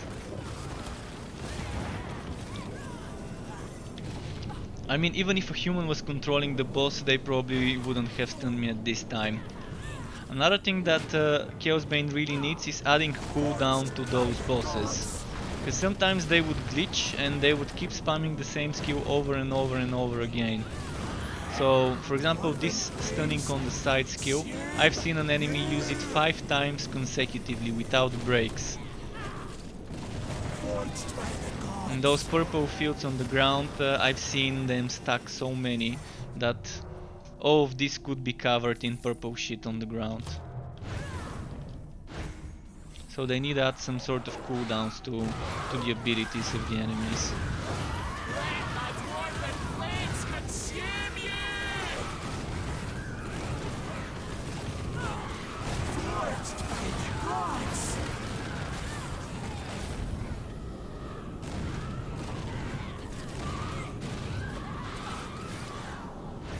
Go grab my chest. There should be a big chest somewhere there.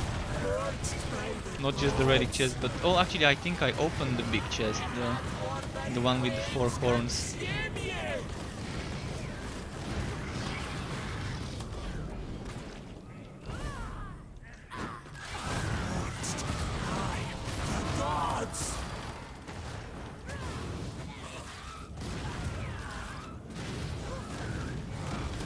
That's 3 healers in one place.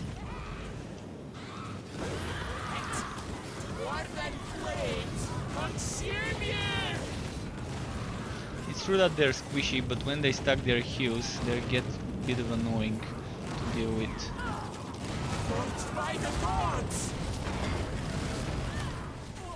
It's not really difficult. It's not really difficult. It's just annoying. Annoying to deal with 3 healers at the same time, but yeah, some things could get difficult, like some enemies really synergize between each other, like, see, an enemy might be exploding when they die, and then another enemy might pull you into the explosion, and then instant one shot if you haven't stacked much damage reduction.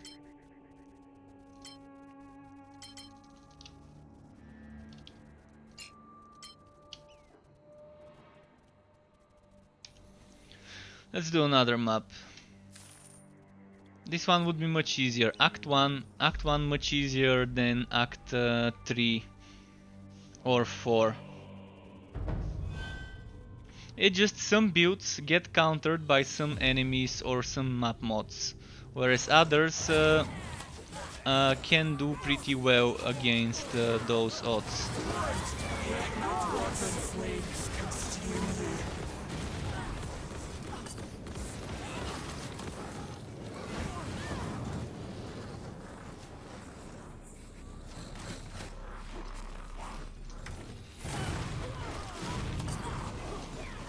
But yeah, I think Wolsen has great potential for a modding community to make it better. So even if the vanilla game Wolsen doesn't end up being great, if someone takes the task to create a mod, the same way we have in Diablo that Median XXL, XXL or whatever it's called, or back in the day we had Eastern Sun in Diablo, to things like that, or the same way we have so many mods in Grimdown or in Torchlight to something like this would be great for Chaosbane and for the offline version of Wolsen. I would play modded offline Wolsen if someone makes a great mod with increased drop rates, rebound skills and things like that. Definitely it would be so nice. And Chaosbane also could become much better if the community takes it on them to spend some time making a mod. But modding games like Chaosbane might not be really easy. I think probably Wolsen might have more options for that with the Cry engine. I'm not sure what engine this was made on. Probably some in-house made engine or whatever.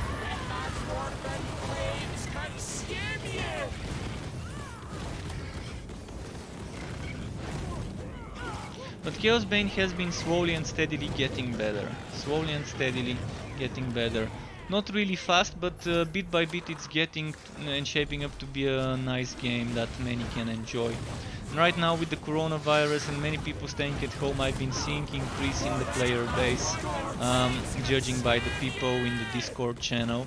And also I've been seeing views on my videos from December, so definitely people are playing and getting interested in the game. So I'm gonna do my best to get some gear for Konrad and make some, if not Chaos 9, maybe at least Chaos 8 build, like the one I was playing earlier. Just need to get more health drain items on Konrad and the good road cooldown reduction amulet.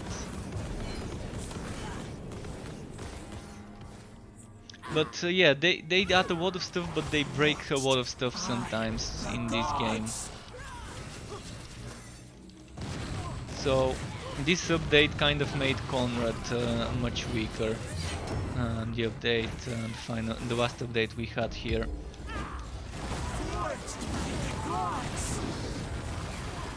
So right now I would suggest Bragi, Ewon tier or Kiwa. So Slayer, Mage or Engineer. If you want okay damage and survivability combined.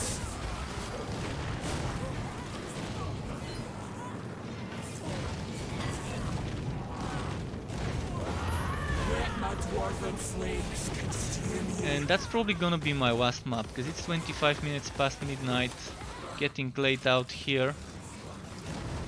So tomorrow I can stream a little bit of Wolsen. I wanna see how it is, test my luck again for a few hours, see if I can get some stuff. But we'll see. I'm still trying to get some gear for Chaosbane. Someone suggested I do beginner's guide to end game. What to do after finishing the story in this game, in Chaosbane. And I might do some recording and voiceover and make a build video for that. But that doesn't mean I can't stream during the evening when I'm done with the video and do a little bit of Wolsen.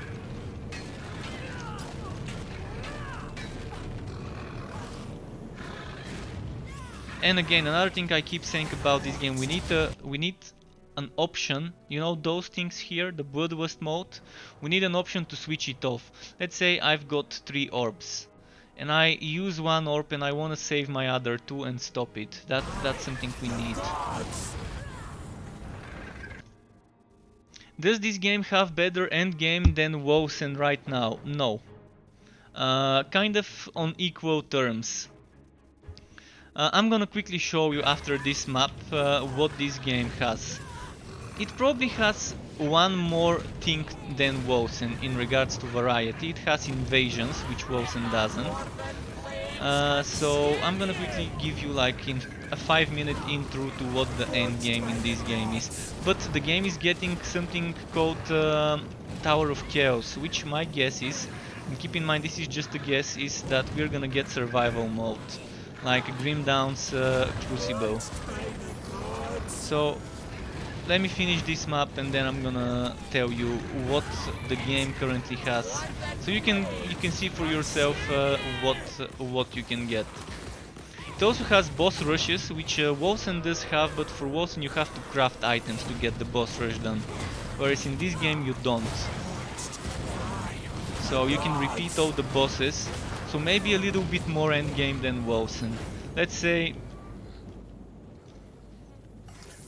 a bit more endgame than Wolsen is what you can do. So basically, first you have difficulty levels, which you can change when in the town. You start from very easy, it goes all the way to easy, normal, hard, very hard, and then starts chaos, which is like Diablo torment levels. Chaos 1, 2, 3, 4, 5, 6, 7, 8, 9, 10. 10 is kind of it's not worth it for the time it takes, but Chaos 9 is where you wanna be doing relic hunts. It's good XP. And look at that, Chaos 10 is very good for XP. But killing the bosses ends up taking a lot of time. So if you don't want to kill bosses and really want XP, Chaos 10 is where you want to be, because that's 1000% more XP than Chaos 9. But I think Chaos 9 is perfect for farming and XP combined. And you can see different levels give you wood quality, gold and fragments. Fragments are used for blessing items, which is kind of like a mini crafting game you can do with items. So you take an item like, let's see something without a blessing, this item. And then you can see adding different things gives you different bonuses. So you can have fragments with links, without links. So if I want HP, this is it. And this is a god token, so you can see this goes from 12,000 to 20,000, bam, 18,000 to 20,000. So then if I decide to link them, you cannot link the same color items. There's different combinations, so this gives me HP, crit damage, damage over time, armor, health, counterattack damage, damage, HP. And there's some weird things you can get, which I don't suggest people doing, but you can do something like that and get damage from a random skill. Up to 2.5% damage, which means you can get up to 5% on item, which is up to 50% on item. It's bad. Don't go for that. So one of the end game is relic hunts, which is basically you decide 300, 600 or extra 900 wood quality, which would mean lesser, lesser and greater, or lesser, greater and grand modifier. Basically you get random map modifiers and you pay money to get that. So in this regard Wosen is better when it comes to rolling for map modifiers and rifting, because this is kind of the equivalent of rifting. Wosen is better in that regard, because here it ends up being kind of not great. You might end up re-rolling a lot, and I like the map modifiers in Wosen and Grim Dawn more than the ones here. Then you've got something called Expedition, which basically puts you in a random map of the act without this bonus. So expeditions are kind of useless right now. You're better off doing relic hunts. And then you have invasions. Invasions can offer different things. You have certain passive skills you can unlock from invasions. Wait, why is this rank 10? Oh yeah, that's Kiwa. So you unlock different passive skills which can only be obtained here. So that's the 3 passive chain reaction skills. Then you have 3 different potions, and then you can unlock rings. I can't show you right now because this character is broken and she cannot get rings from invasions, so they kind of forgot to add them. But there's something called corruption, which gives you damage over time debuff. So this one gives me corruption 1%, which means 1% HP lost per second. And as you complete the nodes, you can unlock corruption resistance. There's 4 nodes of up to 60 corruption resistance, 60% corruption resistance, which means the hardest node would be 10% corruption damage. With the max corruption resistance, that's gonna be 4%. So 4% HP lost per second. This is specific mechanic only to the invasions. And you can see as the invasion rank grows, so does the damage, armor and HP debuff to the players, to the enemies. So I'm gonna show you the difference. This is 45 damage to the enemies and 23.9% HP. And this is 40%, so each rank gives you 100 wood quality, it gives the enemies 5% damage and 5% HP. So you're basically making the enemy stronger with each rank, but getting more wood quality. So as you complete stuff, you unlock it, and when you reach 100% of a certain rank, you unlock the next 9. So if I complete rank 10, I'm gonna unlock all the way to rank 19. If I complete 19, I unlock all the way to 28 and so on. And you wanna be doing the highest rank you can go, because if I unlock this, so let's say I finish this node on rank 10, that means when I go on rank 9 it's gonna be finished as well. So you don't have to start from the bottom, you start from the highest you can do, but when you collect rings you wanna start from the bottom. So I finish this node and then I go to rank 1, I collect this ring, then I go to rank 2, I collect this ring and so on. If I were to collect this ring on rank 10, I'm gonna lose 9 rings that I could have collected. So this is something that sadly is fixed. So I think the way to improve this is to randomize it. Every time you unlock a new rank, it should have randomized realms. Right now we have realm 1, 2, 3 and 4. So the expansions, which is the desert expansion realm and the forges expansion realm, they are not in the invasions. And I think they should add those zones. Maybe they can keep the Tomb Kings out of it because it's a paid content, but they can definitely add forges into the invasion. So invasion needs to be reworked. And right now this is a normal difficulty node. So no matter how difficult rank I get, even if I have rank 100, this is always gonna be super easy.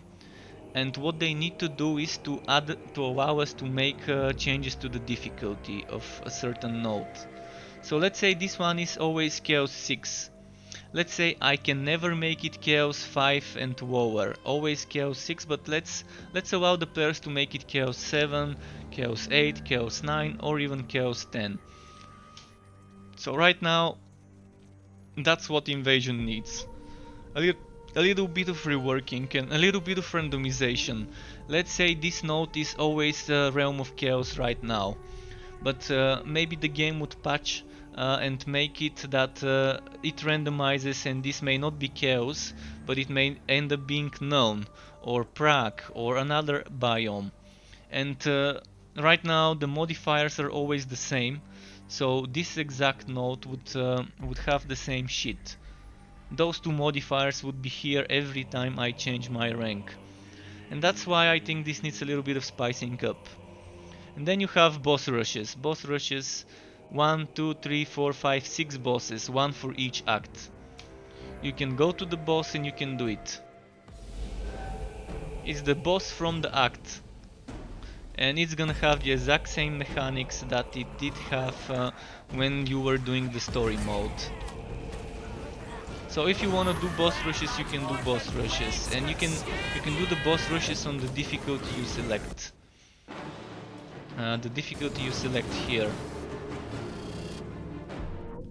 So when you press escape and change difficulty, this difficulty applies to boss rushes, it applies to relic hunts, it applies to expeditions, but it doesn't apply to invasions. As you saw, invasions have their own preset, predetermined difficulty.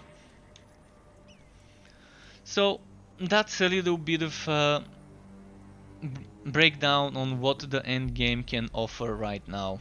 You have shared stash, 100 pieces of equipment can be put in the stash, and you have 80 items you can carry in the character. I think they really need to rework this.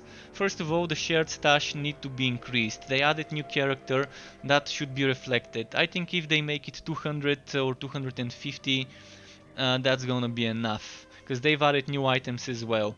100 was when the characters could have 3 sets. Now each character can have 4 sets, and there's one more character.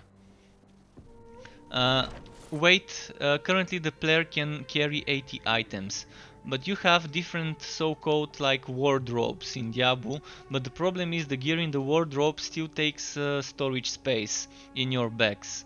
So even if you have 4 different sets equipped, they're all gonna be taking 1, 2, 3, 4, 5 pieces for each set. So that's 20 pieces of equipment.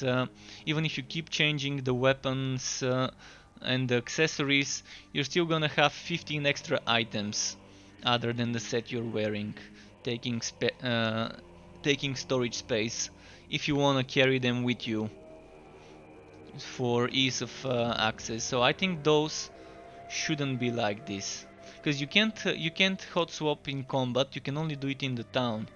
So I think this should be made similar to the wardrobe system in Diablo, without needing to open a wardrobe, but the weight should be removed somehow when you put it there. Some sort of a magical bag or whatever you want to call it. Or they could increase the weight we can carry to 100. From 80 to 100, that's gonna be reasonable increase. So I think that's it.